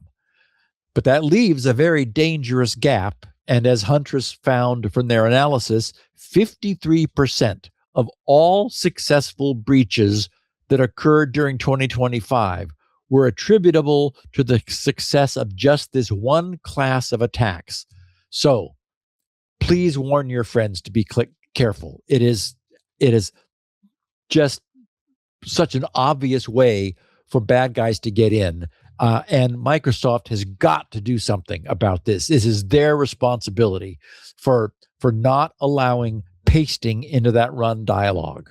That's just like pasting something that came from the browser. That is just insane. But Leo, what's not insane? What's not insane?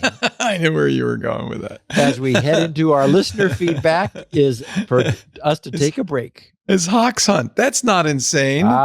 Good. No, not at all. In fact, it again ties right into our conversation that we're going to have at Zero Trust World next week.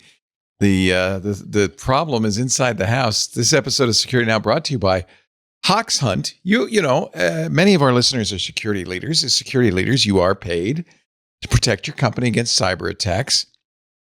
It's getting harder and harder with more cyber attacks than ever. And lately, these phishing emails generated with AI, they're so good. They're so persuasive. I fell for one just the other day. Legacy one-size-fits-all awareness programs. In this environment, they don't stand a chance. They send at most 4 generic trainings a year, and most employees ignore them. When somebody actually clicks, they're forced into something embarrassing. Training programs that feel more like punishment. And that's no way to learn, right? That's when you get malicious compliance. You get people actively not learning, right? That's why more and more organizations are trying Hoxhunt. Hoxhunt, so much better. Hoxhunt, like Fox Hunt with an H, goes beyond security awareness and changes behaviors by rewarding good clicks and coaching away the bad in a way that employees love. It's fun. It's gamified. Whenever an employee suspects an email might be a scam, they click that Hoxhunt button, and Hoxhunt will tell them instantly, and in a way that gives them a dopamine rush, which gets your people to click, learn, and protect your company. It's a game to them. It's fun. And for you, as an admin, Hoxhunt makes it easy to automatically deliver phishing simulations, not just emails, Slack, Teams, everywhere attackers are going, right? Using AI to mimic the latest real-world attacks. By the way, you can, just as the bad guys do, personalize these simulations to each employee with knowledge you have, like department, location, and more. And the trainings, instead of being this long drawn out thing, are instant micro trainings, which solidify understanding and drive lasting safe behaviors. They're not punishment. They're fun. You can trigger gamified security awareness training that awards employees with stars and badges. I got a gold star. It sounds dumb, but you know what? It works. And this really boosts completion rates. It ensures compliance, and it really makes your employees learn. They're really learning. Choose from a huge library of customizable training packages. You can use AI to generate your own too. They've got all the tools there you need. Hoxhunt, it has everything you need really to run effective security training in one platform, meaning it's easy to measurably reduce your human cyber risk at scale. But you don't have to take my word for it. Just check G2, over 3,000 user reviews. They make Hoxhunt the top-rated security training platform for the enterprise, easiest to use, best results, also recognized as Customer's Choice by Gartner, and it's used by thousands of companies. Qualcomm uses Hoxhunt, AES, Nokia. These companies use it to train millions of employees all over the globe. They use it because it works. Visit hoxhunt.com/security now right now to learn why modern secure companies are making the switch to Hoxhunt. That's hoxhunt.com/security now. HOXHUNT.com/security now. We thank them so much for their support of Security Now. Now back to Steve. So Doug Smith wrote, I've enjoyed you touching on AI coding topics over the last few episodes of the podcast. Although the capabilities of ISLE, that's the firm we talked about that had developed that really amazing agentic coding system, the one that found all the bugs in OpenSSL that had already been, deeply scrutinized. He said, although the capabilities of ISLE that you covered recently sound fantastic, they aren't available to everyone yet. However, some aspects are available in other forms. For example, Claude Code has a built-in security-review command that does a really great job, although it's good at checking the latest changes before a git commit and push. I've taken to using it for things like checking WordPress plugins before installing them on my sites. In one case, this turned up multiple severe security issues in a plugin for connecting to a specific service I required. I was able to present the results and a working test exploit to the vendor and work with them toward fixes. That's very cool. He said, I also saw that Anthropic has a new Claude Code security feature in limited testing right now that looks like it will continue to move security reviews significantly forward. You recently suggested that the way to work with AI coding might be with test-driven development. That and more is exactly what the Superpowers add-on for Claude Code does that Leo mentioned a few episodes ago. It forces good planning, test-driven development, and code reviews by multiple AI agents, each with particular specialties. Here's the description of the workflow from the GitHub README.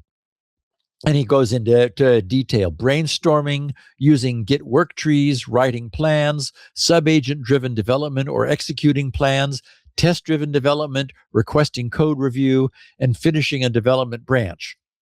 Anyway, so very cool to see that this is happening and evolving. I wanted to share this because it so nicely chronicles, I think, the evolution that we're seeing in our understanding of how to employ AI. What we have today will bear no resemblance to what we have a year from now. I think that's really clear to everyone. This is just happening so fast, and we arguably have quite a way to go. We've learned that as an AI's context window nears full, its hallucinations increase. So now we work to prevent that. We've learned that rather than using a single AI and a context window, we get far better results from using multiple AI agents, each with their own smaller contexts, and thus each bringing their own perspective. And I have no doubt that a year from now, we'll have learned way more. We didn't know this a year ago. We know it now. Who knows what we're going to know next year? Eric wrote, "Hello, Steve. I wanted to share an issue I recently ran into that makes me believe some malicious application has gotten into my PC." Now understand, while he wrote this, he believed this. He said, "I'd value your advice on whether I should completely reinstall Windows and all my applications. You're welcome to share this if you think others could benefit." Indeed, it turns out others could. He said, "Thanks for everything you do. Best wishes, Eric Richardson." So he said, description of issue. Last week, while examining logs on NextDNS, I decided to download them for a better review of activity. Upon examining the logs, I saw my DNS queries for 26-character long domains. And then he lists 4 of them: XDU1, XJW, 0, LNF, PPQ, 4Z, DTOZ, 1BR, LH.com. That's one of them. And there's, in his email, 3 more just gibberish like that. And he said, "These DNS queries only came from my PC. My wife's and daughter's laptops were not affected. I looked up some of the domains on ICANN's DNS lookup, but found no entries. Google confirmed my suspicion that these lookups were likely malicious. DGA, domain generation algorithm activity. I checked the entries in my NextDNS logs and noticed these queries were not blocked! Exclamation point. I confirmed that domain generation algorithms, DGA's protection, was enabled, so I don't know why the query would not have been blocked." Okay, so as I'm reading along, so far, I'm looking at Eric's evidence and I'm in complete agreement with everything he's seeing. By the And way, I'm this is one of the thinking- great things about NextDNS is these logs. Yes. Because you can see exactly what DNS, like, look at that DNS query. What the hell is that? Uh-huh. You Yep. better explain this, Mr. Gibson. Explain yourself. Explain to me. So I'm thinking that, yeah, this really does look pretty bad and quite suspicious. Then I get to his next sentence. Tracing entries in my next DNS log, I see that queries to isc.org seem to precede queries to these 26-character domains. I also see several queries to rebindtest.com, which do appear to be blocked by NextDNS. Okay. His mention of isc.org stopped me in my tracks because I suddenly knew exactly what was going on with Eric's machine and his NextDNS logs. And this was further confirmed by his mention of rebindtest.com. Since Eric was understandably concerned and wondering whether he would need to wipe his machine and reinstall Windows, I immediately wrote back saying, "Oh, Eric, that's the DNS benchmark." Familiar, hey? I said, "Those are the queries generated by running the benchmark." Oh, that's Your those are machine- random. In other words, random queries. Yes, your machine is not infected. And you do that so they Instead- won't be cached, probably, right? Yes. Yeah. Yes. I said, instead, you have great DNS. I said, the tip off for me was your mention that queries to isc.org appear to precede them. And the clincher, though we already had sufficient evidence, was queries to rebind.test, which is my domain that I maintain for the benchmark's use. There you Eric go. replied, "Oh, thank goodness. Thank you for replying so quickly." Okay, so the first thing that the DNS benchmark does in the process that I call characterizing any DNS resolver, which you may then want to benchmark, is to check whether it's online at all by asking it for the IP of the isc.org domain. ISC is the Internet Systems Consortium. The ISC has been around since 1994 and basically the birth of the Internet. I chose to have the DNS benchmark check for a resolver's online status by querying for the IP of isc.org, since even Roskomnadzor would not have any problem with isc.org, nor feel any need to block it. Although maybe I should switch over to the linux.org because we know that Roskomnadzor cannot block that. Anyway, as you guessed, Leo, those wacky 26-character long .com domains are randomly generated, though not one of them will ever exist, and that's the point. They are, therefore, prevented from ever being in any DNS cache, since none of them will have ever been seen before. More importantly, queries for the IP address of each of them will be guaranteed to generate an NX domain, a non-existent domain error status. The benchmark absolutely knows that's the result it's going to obtain. But the resolver it's asking, that is the one being tested, has no way of knowing that. So it must forward each and every one of those queries to the internet's upstream .com servers to ask the IP of that. When the .com name server receives the resolver's query, it's going to think, what the heck are you talking about? That's not a valid domain. And send back the expected non-existent domain reply. But it's the length of time that's required for us to receive that reply from the server that's being benchmarked. And that's what we care about. This tells us how well connected the resolver we're testing is to the internet's .com name servers, how quickly it could obtain a valid .com address is the same as a non-existent address. Basically, it's connectivity. The ICANN registry also shows that I registered rebindtest.com nearly 16 years ago in August of 2010. As I said, it's my own domain, which returns IP addresses for the various private networks, such as the 10 dot network and 192.168.something.something. A DNS resolver should really never return a private network address for a publicly queried domain. We've talked about this in the past. It's called a rebinding failure. Bad guys can use that to probe around inside a user's local LAN. Their browser will believe that it's connecting to a server, for example, at the domain trickybadguy.com.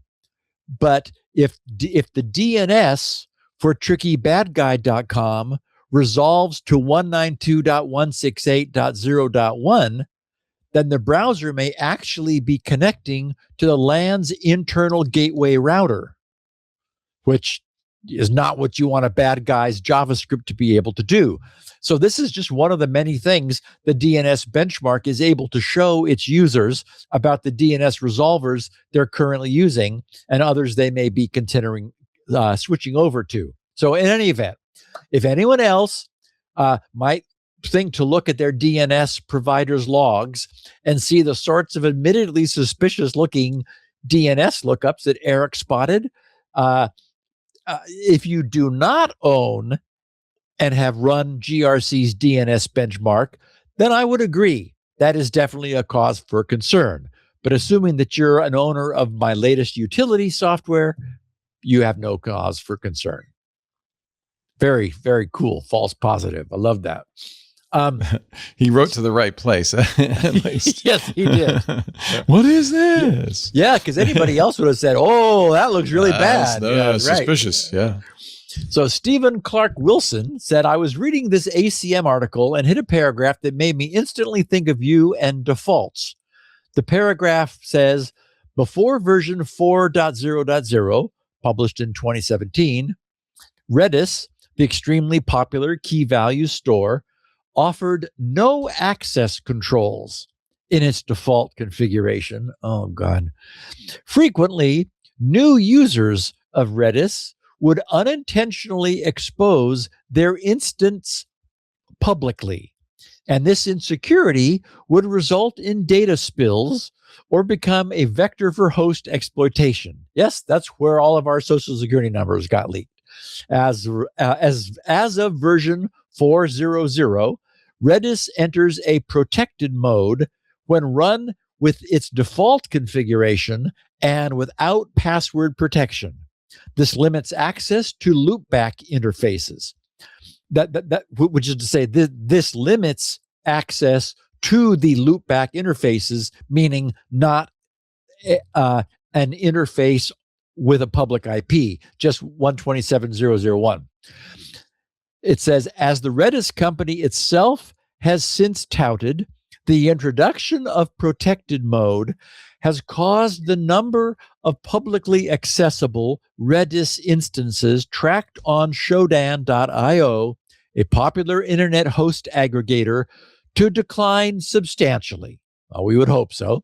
In 2017, it had identified roughly 17,000 exposed Redis instances, right? Because that was the default. If you didn't do something in 2020, that number had declined to 8,000 still in an audit by security company Trend Micro.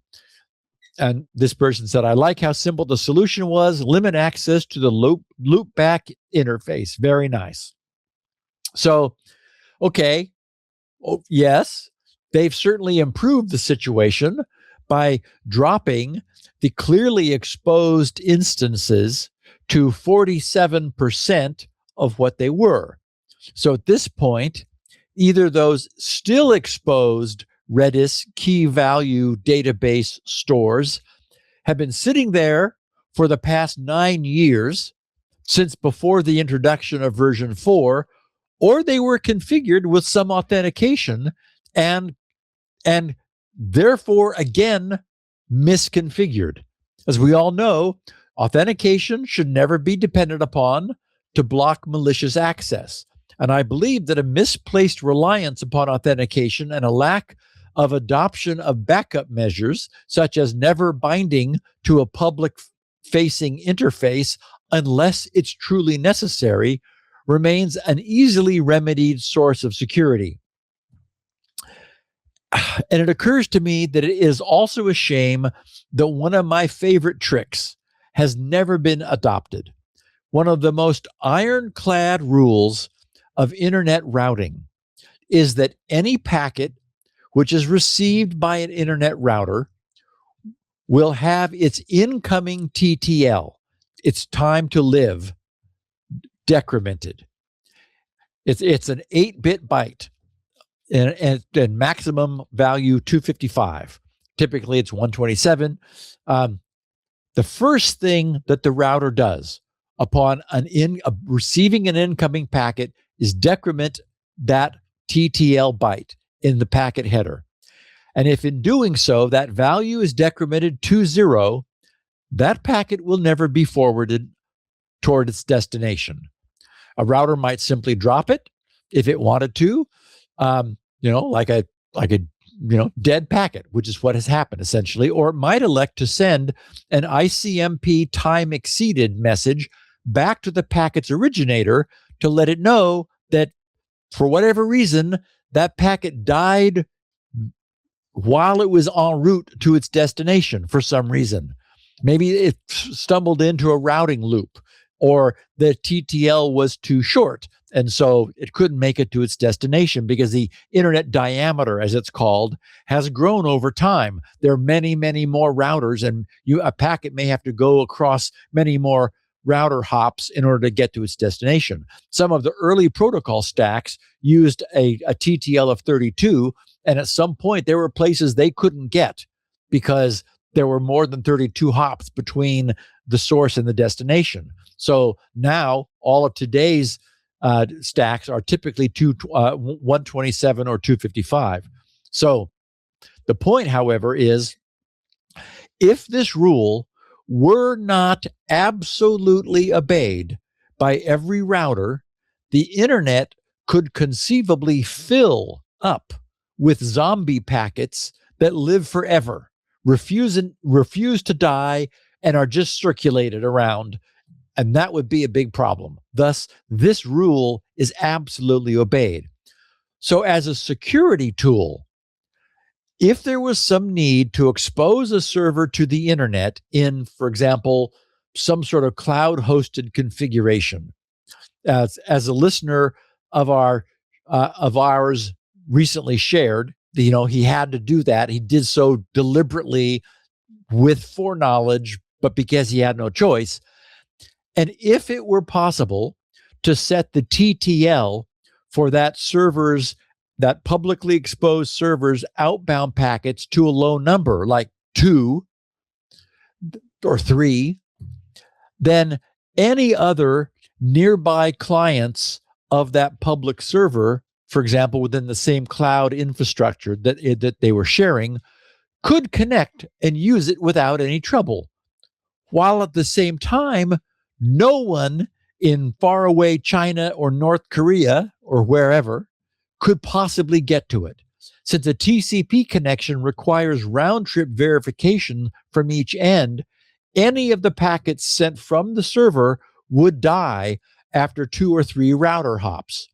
No one probing that server from a distance would even ever be able to detect that its services were available. Unfortunately, packet TTL has never been adopted, to my knowledge, as a security measure. It's considered to be part of deeper internet infrastructure, thus not something to be messed around with and not subject to application level manipulation. As a result of the interface, the interfaces that are provided for setting a connections TTL, you can use raw packets to do it, but it's not something that's commonly available at the application level, even if they might have an interest in employing them, which I think is too bad. So anyway, that's feedback from our listeners. And Leo, after this last message from a sponsor, we're going to get into what the researchers found about Dashlane, LastPass, and Bitwarden when they took a very deep dive into what would happen if the infrastructure at the cloud end were to be subverted. Very good. Coming up on Security Now, while Steve hydrates, I'm going to tell you about Material, our sponsor for this section of Security Now, the cloud workspace security platform built for lean security teams. A lot of security assumes that you're on-prem, right? And your emails are on-prem, your files are on-prem. But so many of us, including, by the way, Twit, are not. We use Google Workspace for everything we do. And managing security, we know, in the cloud workspace is tough. Phishing is not just the only way in, but today's email security typically stops at the perimeter. New attacks are hard to detect. Your email's siloed, your data, your identity security tools all siloed. Material can solve this. It can protect the email. It can protect the files. It can protect the accounts that live in Google Workspace or Microsoft 365. It works with both. Because effective email security today needs to do a lot more than just blocking phishing and other inbound attacks. It needs to provide visibility and defense across the entire workspace threat surface. So Material works by ingesting your settings, your contents, your logs. It does this all automatically to provide holistic visibility into threats and risk across the entire workspace, and then gives you the tools to automatically remediate them. Material delivers comprehensive workspace security by correlating signals and driving automated remediations across the environment. It's fixed before you even know it. Phishing protection and email security, combining advanced AI detections with threat research and user report automation. They do detection and protection of sensitive data. But there's a lot of sensitive data in your cloud, right? There is in ours, across not just the email inboxes, but shared files as well. Account threat detection and response with comprehensive control over access and authentication of people and third-party apps. Nowadays, I know this is the case with our Google Workspace. We've got a lot of third-party apps hooked in to the workspace. Same with Microsoft 365. Material empowers organizations to rapidly mature their ability to detect and stop breaches with step-up authentication for particularly sensitive content. That's really nice. Blast radius visualization for accounts, and the ability to detect and respond to threats and risk across the entire cloud workspace. Material enables organizations to scale their security without scaling their team. Material drives operational efficiency with its simple API-based implementation and flexible, automated, and one-click remediations for email, file, and account issues, including an AI agent that automates user report triaging and response. Material protects the entire workspace for the cost of email security alone, and with a simple and transparent pricing model. Secure your inbox and your entire cloud workspace without adding more toil to your day or costs to your balance sheet. See material.security to learn more or to book a demo. That's material.security. We thank them so much for supporting Security Now. Material.security. I love our advertisers because I can tell people about something that's really of real value and use to them. It's not just another toothpaste. It's great. I love it. All right, Steve, let's find out about this ETH security report. Because I have to admit, when I sent this to you the day before the show last week, and I was a little nervous. I was a little worried. Okay, so way back in the early days of this podcast, we talked about the technology to securely back up and securely store our data in the cloud. Of course, back then, what we had were remote storage providers, and clouds were white puffy things that slowly drifted across the sky. No one was calling anything and everything that was remote a cloud back then, but that's what we have today. At the time, I crystallized the concepts surrounding the only sort of encryption that made sense using the abbreviation, which has kind of become famous on the podcast, TNO, which was short for Trust No One. This was repurposed from a prominent poster on the wall of X-Files agent Fox Mulder.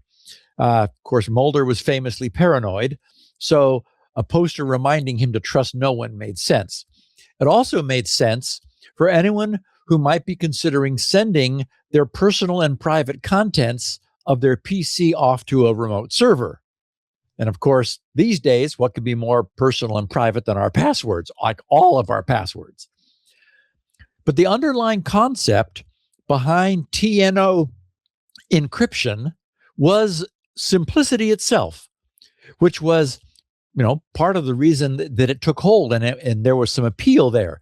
The idea was that any and all data that was going to be sent off-site would first be encrypted using a secret key, which would never be shared, so that all that the remote storage provider would be receiving and storing on our behalf would be a massive blob of pseudo-random data. The alternative was sort of the simpler approach, right? We send our data and we trust them to encrypt it for us. It's like, oh no, we'll be storing it encrypted, don't you worry. No, we're going to encrypt it here, and then we're going to send you a blob of noise, and you just hold that for us in case we need it later. So, as we know, right, regardless of what is fed into properly designed encryption, what emerges is indistinguishable from that pseudo-random noise. Then later, we used another abbreviation, PIE, P-I-E, which stood for pre-internet encryption. Same concept. You would always encrypt anything you cared about before it ever left the domain of your machine to be sent out over the internet. And along the way, we also examined the more technical details of how all of this should be done. We looked at the need for the user's password to be strong and at the use of PBKDF, password-based key derivation functions, to significantly impede the use of brute force password cracking technologies and techniques. What I want to point out is that all of this is extremely straightforward. We talked about it 20 years ago. It is simple to do, and it is utterly bulletproof. It works, and it works perfectly. Nothing we talked about back then was difficult to implement then or now. So what's the problem? How can today's contemporary password managers that all rightly require the most state-of-the-art security available still be having trouble of some sort today with something as simple as those concepts of TNO and PIE? That question has two answers: practicality and featureitis. In the case of today's password managers, it's the need to go from a dead simple, rudimentary, and utterly secure system concept, which is what we had with our TNO PIE, and evolve it into a workable and practical solution. Suddenly, it's not so simple. For example, in the pre-internet encryption trust no one backup solution, which we discussed in the early days, what would happen if our user's hard drive crashed, they needed their backup, but they'd forgotten their password? Trust no one cuts both ways. If you have truly trusted no one else with anything, then the well-known abbreviation that comes into play is SOL. Leo, you'll be able to relate to this. You have a Bitcoin wallet containing a now valuable Bitcoin that's protected by a long forgotten password. The good Yes. news is that it is super secure. Yeah, and no one is going to open the wallet It's safe. without its Including password. me. And that's also the bad news. Yeah. Since that no one includes you. Exactly. Yes. So what our original super secure system back then is missing is any form of password recovery. Yes, this super simple system is completely secure, but it is also completely unforgiving. We know that any practical password manager for the masses must necessarily provide some means for dealing with the inevitable, I forgot my password for my passwords. But what's also inevitable is that the moment we start adding such get out of jail features, we invariably start chipping away at the pristine security we originally enjoyed. It is exceedingly difficult to have it both ways. There's also the pressure to maintain feature parity among the competing password managers by offering some form of friends and family sharing. And if all that wasn't challenging enough, the password managers have also been confronted with rapidly evolving cryptographic cracking technology.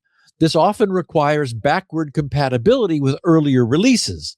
We saw LastPass stumble badly over this with the need to increase their client-side PBKDF iteration count while being reluctant to force their original users to keep up with the times. It was one iteration. Yeah. Every additional feature increases the complexity of the system. Yeah. And we know that complexity is the enemy of security. Today's password managers are not only bristling with features, but they're also under continual pressure to match each other's features, since many users will make their choice of password manager from a feature comparison grid while considering little else. All of this made password managers a terrific subject for the group of Swiss security researchers who decided to dig into the operation of 3 password managers to learn whether and to what degree the addition of all these extra bells and whistles may have come at the cost of their users' security. So here's what the team wrote in the overview abstract of their 28-page research findings. They said, zero-knowledge encryption is a term widely used by vendors of cloud-based password managers. Although it has no strict technical meaning, the term conveys the idea that the server who stores encrypted password vaults on behalf of its users is unable to learn anything about the contents of those vaults. The security claims made by vendors imply that this should hold even if the server is fully malicious. This threat model is justified in practice by the high sensitivity of vault data, which makes password manager servers an attractive target for breaches, as evidenced by a history of attacks upon them.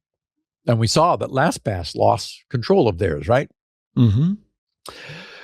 They wrote, we examined the extent to which security against a fully malicious server holds true for 3 leading vendors who make the zero-knowledge encryption claim: Bitwarden, LastPass, and Dashlane. Collectively, they have more than 60 million users and a 23% market share. We present 12 distinct attacks against Bitwarden, 7 against LastPass, and 6 against Dashlane. The attacks range in severity from integrity violations of targeted user vaults to the complete compromise of all the vaults associated with an organization. And I need to say, with lots of conditions, which, they don't want to talk about in their abstract, but, they had to really, it required a whole bunch of other things to be true. They said the majority of the attacks allow recovery of passwords. We've disclosed our findings to the vendors and remediation is underway. Our attacks showcase the importance of considering the malicious server threat model for cloud-based password managers. Despite vendors' attempts to achieve security in this setting, which again, I've said is difficult because we're asking so much of them, they said we uncover several common design anti-patterns and cryptographic misconceptions that resulted in vulnerabilities. We discuss possible mitigations and also reflect more broadly on what can be learned from our analysis by developers of end-to-end encrypted systems. Okay, so the malicious server model certainly is the one we want. It's the model that was explicit in our original foray into TNO.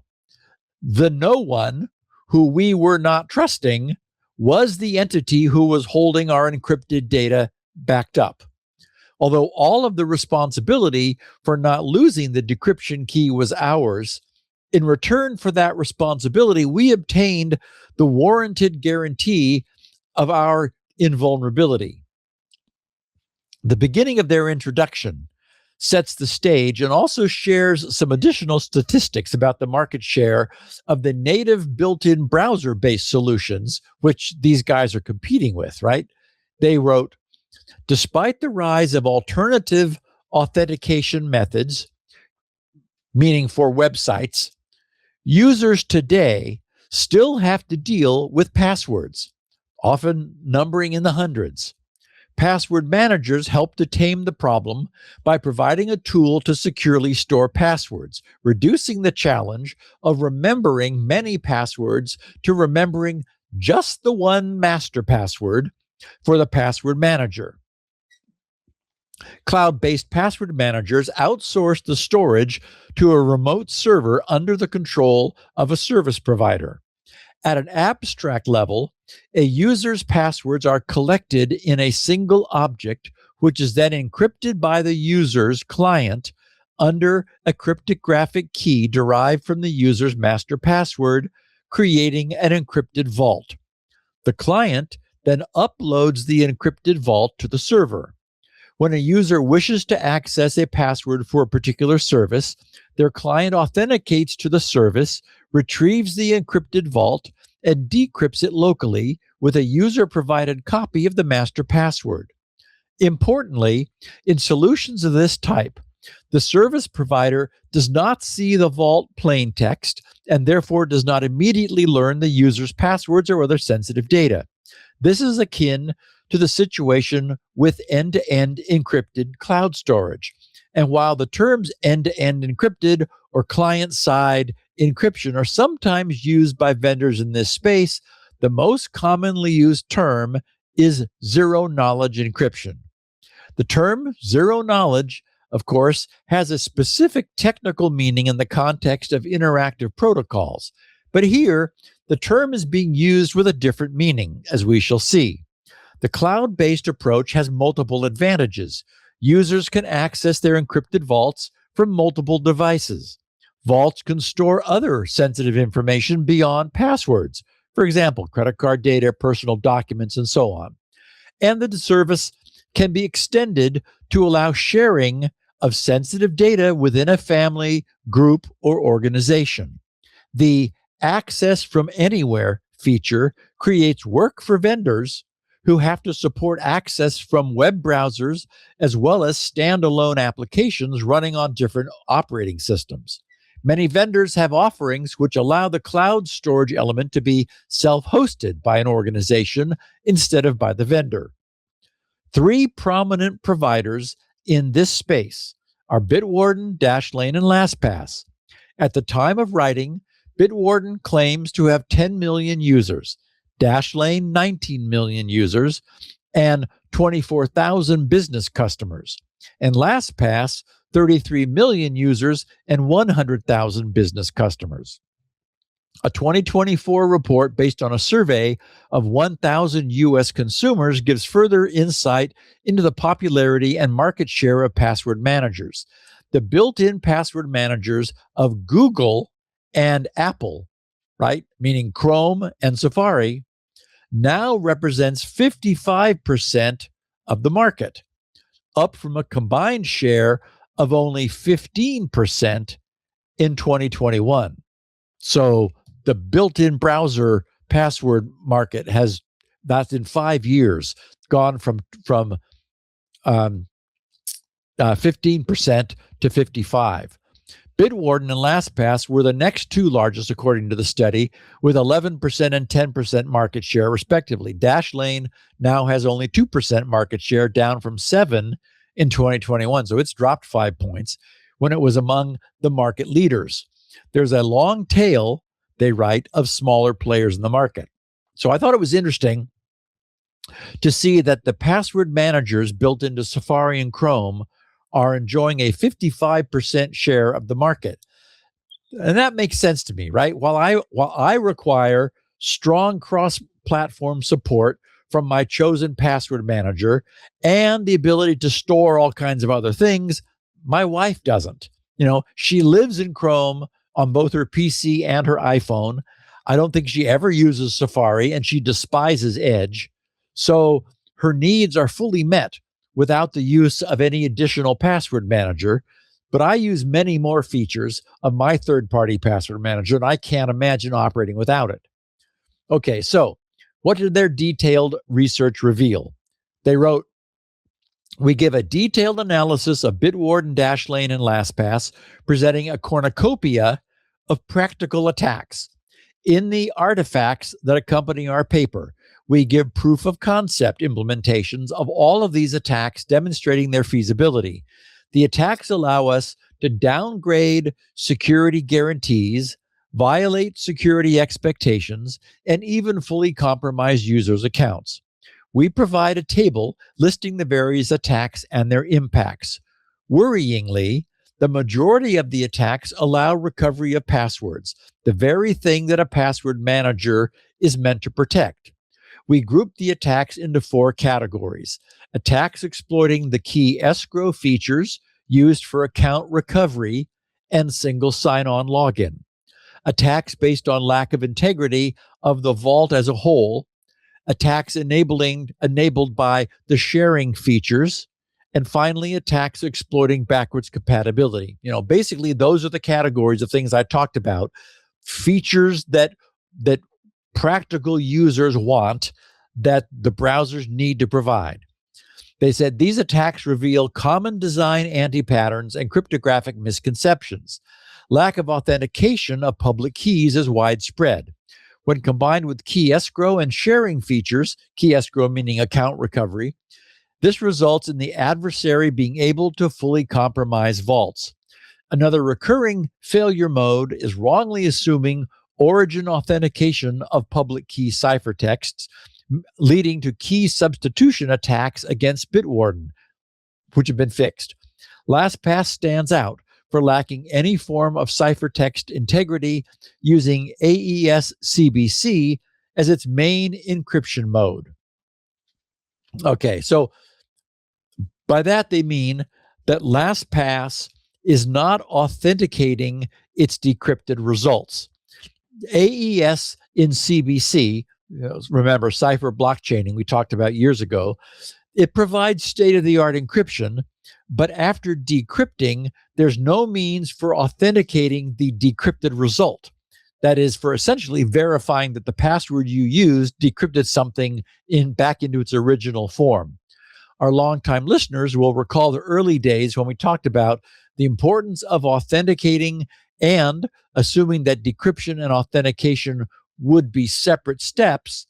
The question was, in which order should decryption and authentication be performed? Today, there are very good solutions for this. For example, for Squirrel's design, I chose to use AES in GCM mode, which is a lovely protocol that simultaneously provides for encryption and authentication at the same time. But today, LastPass may be stuck with their original decisions, way in the past. The researchers finished their introduction by writing, thanks to legacy code and backwards compatibility exploits, we can downgrade Bitwarden and Dashlane to similarly hazardous states. We also show that integrity is only achieved for single fields in individual items instead at the vault level. This enables cut and paste attacks within items and across the vault. Such attacks can often be chained to compromise the confidentiality of the vault as well. These attacks work even when proper authenticated encryption is used. They're possible because of insufficient key separation in vaults with complex structures or a lack of cryptographic binding between data and metadata. So what all of that means is that no matter how much you may want to, and no matter how well-intentioned you may be, it's just not possible to check your own work. It truly is necessary to have highly motivated, highly skilled, and highly creative security researchers who want to find problems and who have no ego stake in not finding any problems, which is why it's virtually impossible to check your own work. Scrutinizing these products that have become as complex and feature-laden as today's password managers have requires an extreme level of focus and desire to find problems. What they found were extremely complex, and I don't see any point in spending more time digging more deeply into the specific problems they found since they've been corrected. But we're all better off as a consequence of that.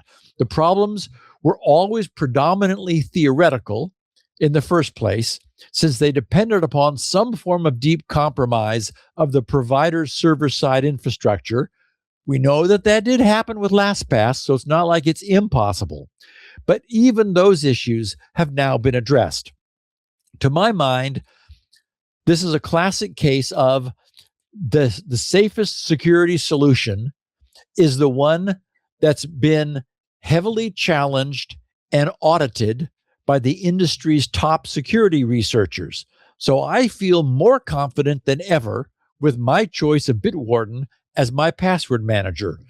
All three of these password managers are better today as a result.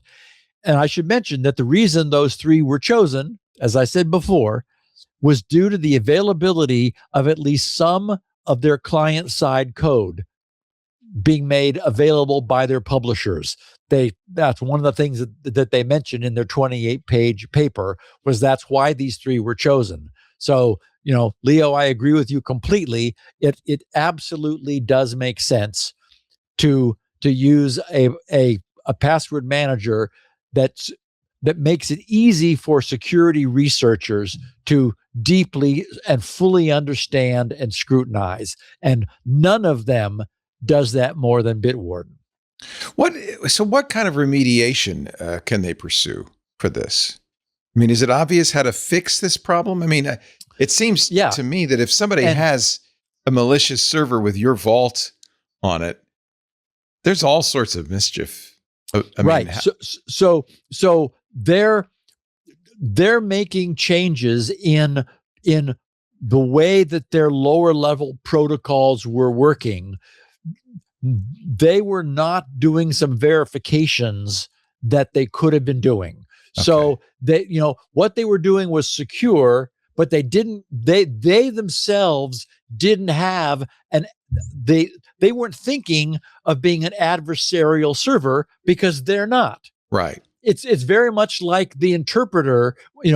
We've always talked about how dangerous, how difficult it is to deserialize a JSON object, for example, or to decrypt an MP4.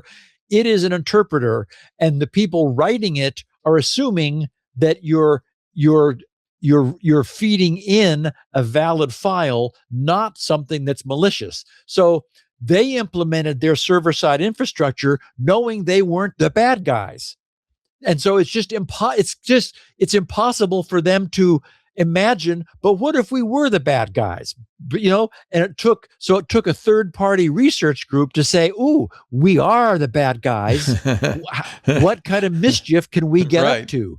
Right. And so what was needed was additional additional steps of validation and verification to prevent something that Bitwarden knew they would never do.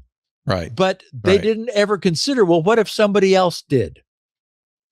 It's the same thing as zero trust, right? Yes. You should never assume that you have full control of the environment. But it's and what if you didn't? It's so difficult to put yourself in that mindset. Right.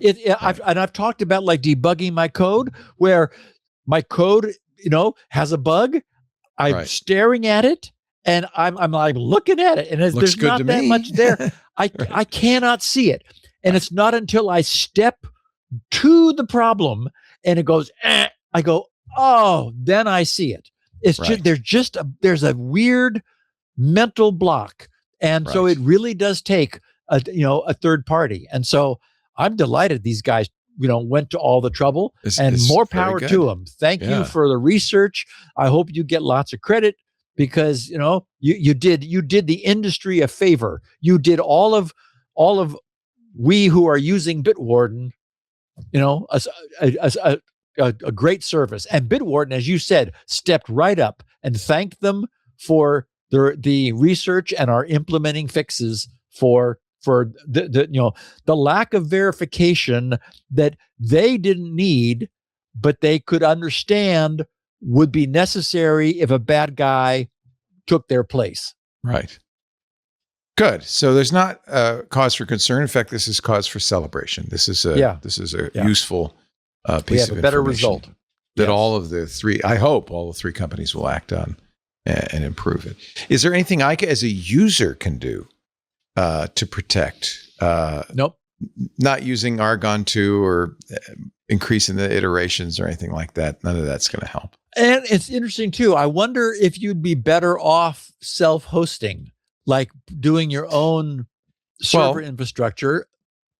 I don't think so, only because I don't think I'm this is not my full-time job. And presumably the people running the networks for these companies this is their full-time job, and they know what they're doing. Yes. You have to imagine that the security that they have surrounding their infrastructure, they've thought of, everything they could possibly do. And now even more. I mean, self-hosting, and in effect, that's what you're doing if you're using the browser's password manager. You're assuming that your system is secure. For a long time, Chrome didn't even encrypt the passwords. They said, well, if somebody has access to your system, it's game over anyway. Anyway. They do now. It's an interesting question. I mean, honestly, if nobody's going to ever be in your house, writing them down in a little book is probably the best thing to do. But you can't write those down anymore. They're too, exactly. That just tempts you to make something easy to write, which isn't going to be a good password. But can we just get rid of passwords, Steve? What about that squirrel thing? I think we need to all implement that. Yeah, it's funny how passkeys just kind of I mean, they're around. I use them whenever I can. They're so convenient when they're in place. I love them. They're magic, but they're still not the standard. Now you'd have the same problem as with a password if the password vault were compromised. A passkey isn't inherently more secure than a password, is it? Because there's a secret stored there, or is that not the case? No, you do have a secret, but you're not having to share it with the server. So in the case of a password, you're giving it something that a secret knows. that you want it to keep. And with a passkey, all it can do is verify that you know the secret. But if I store it, what I'm saying is if I store it in the password manager, as I do, keep all my passkeys. It's vulnerable, just like a password would be. Yeah. Yeah. Okay. Would Squirrel have had that same issue? Yeah, I guess it would. Yeah. Because there's a secret. Yeah. The password manager is storing a secret, in effect. Yeah. Yeah. And in fact, Steve Gibson is...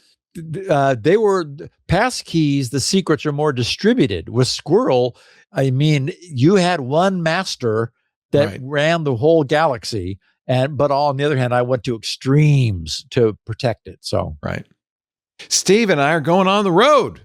So a couple of program notes. We will be doing the next Security Now Sunday, right before Twit.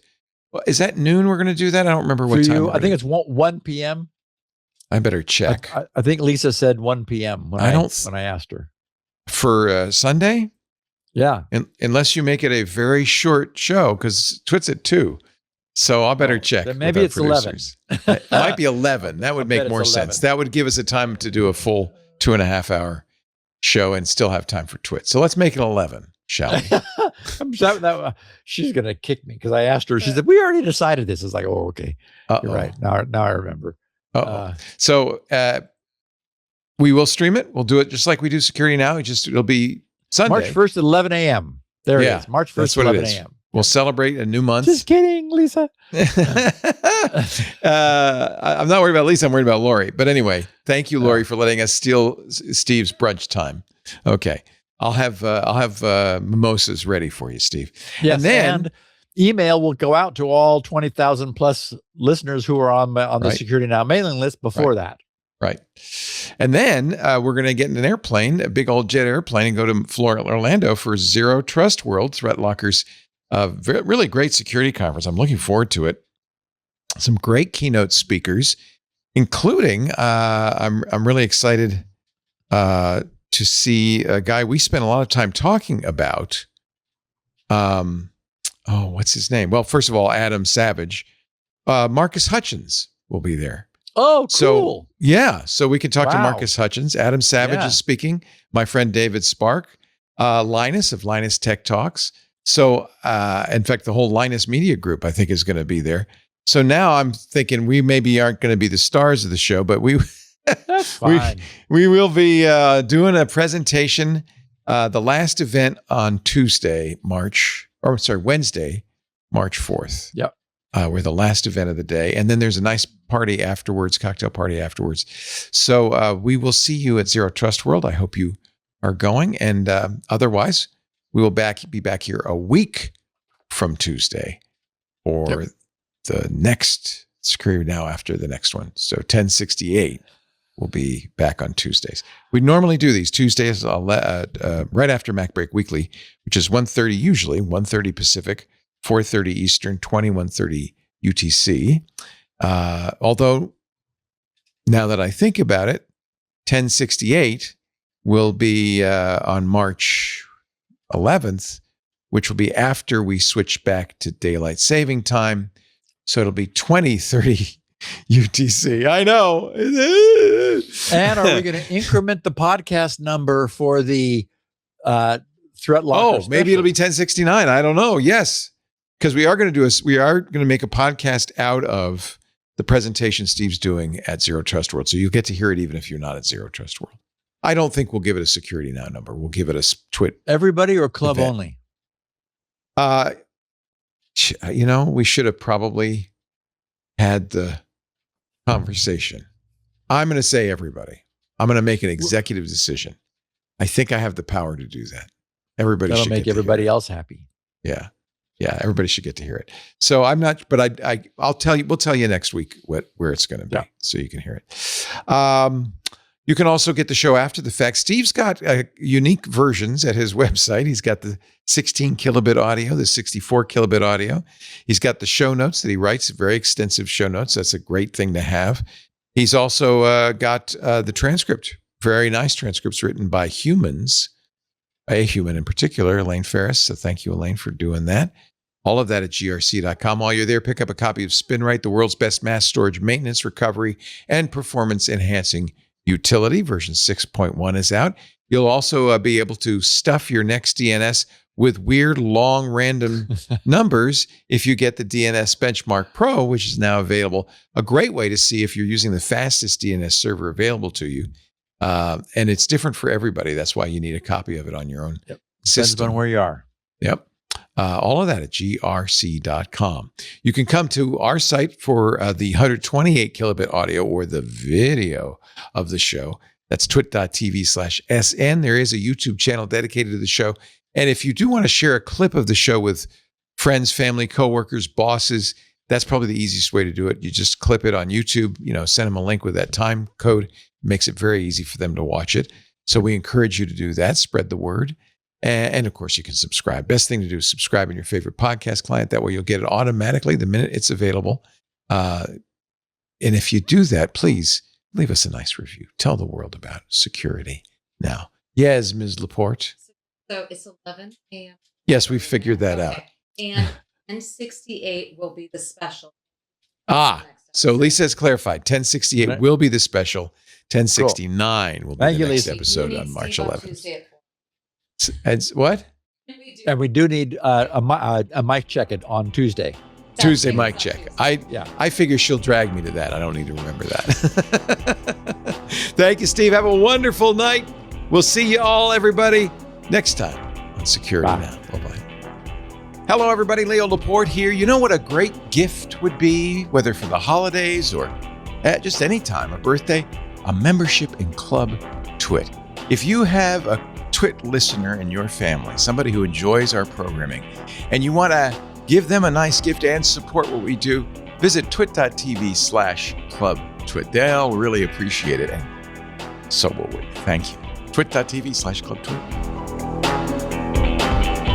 Security Now.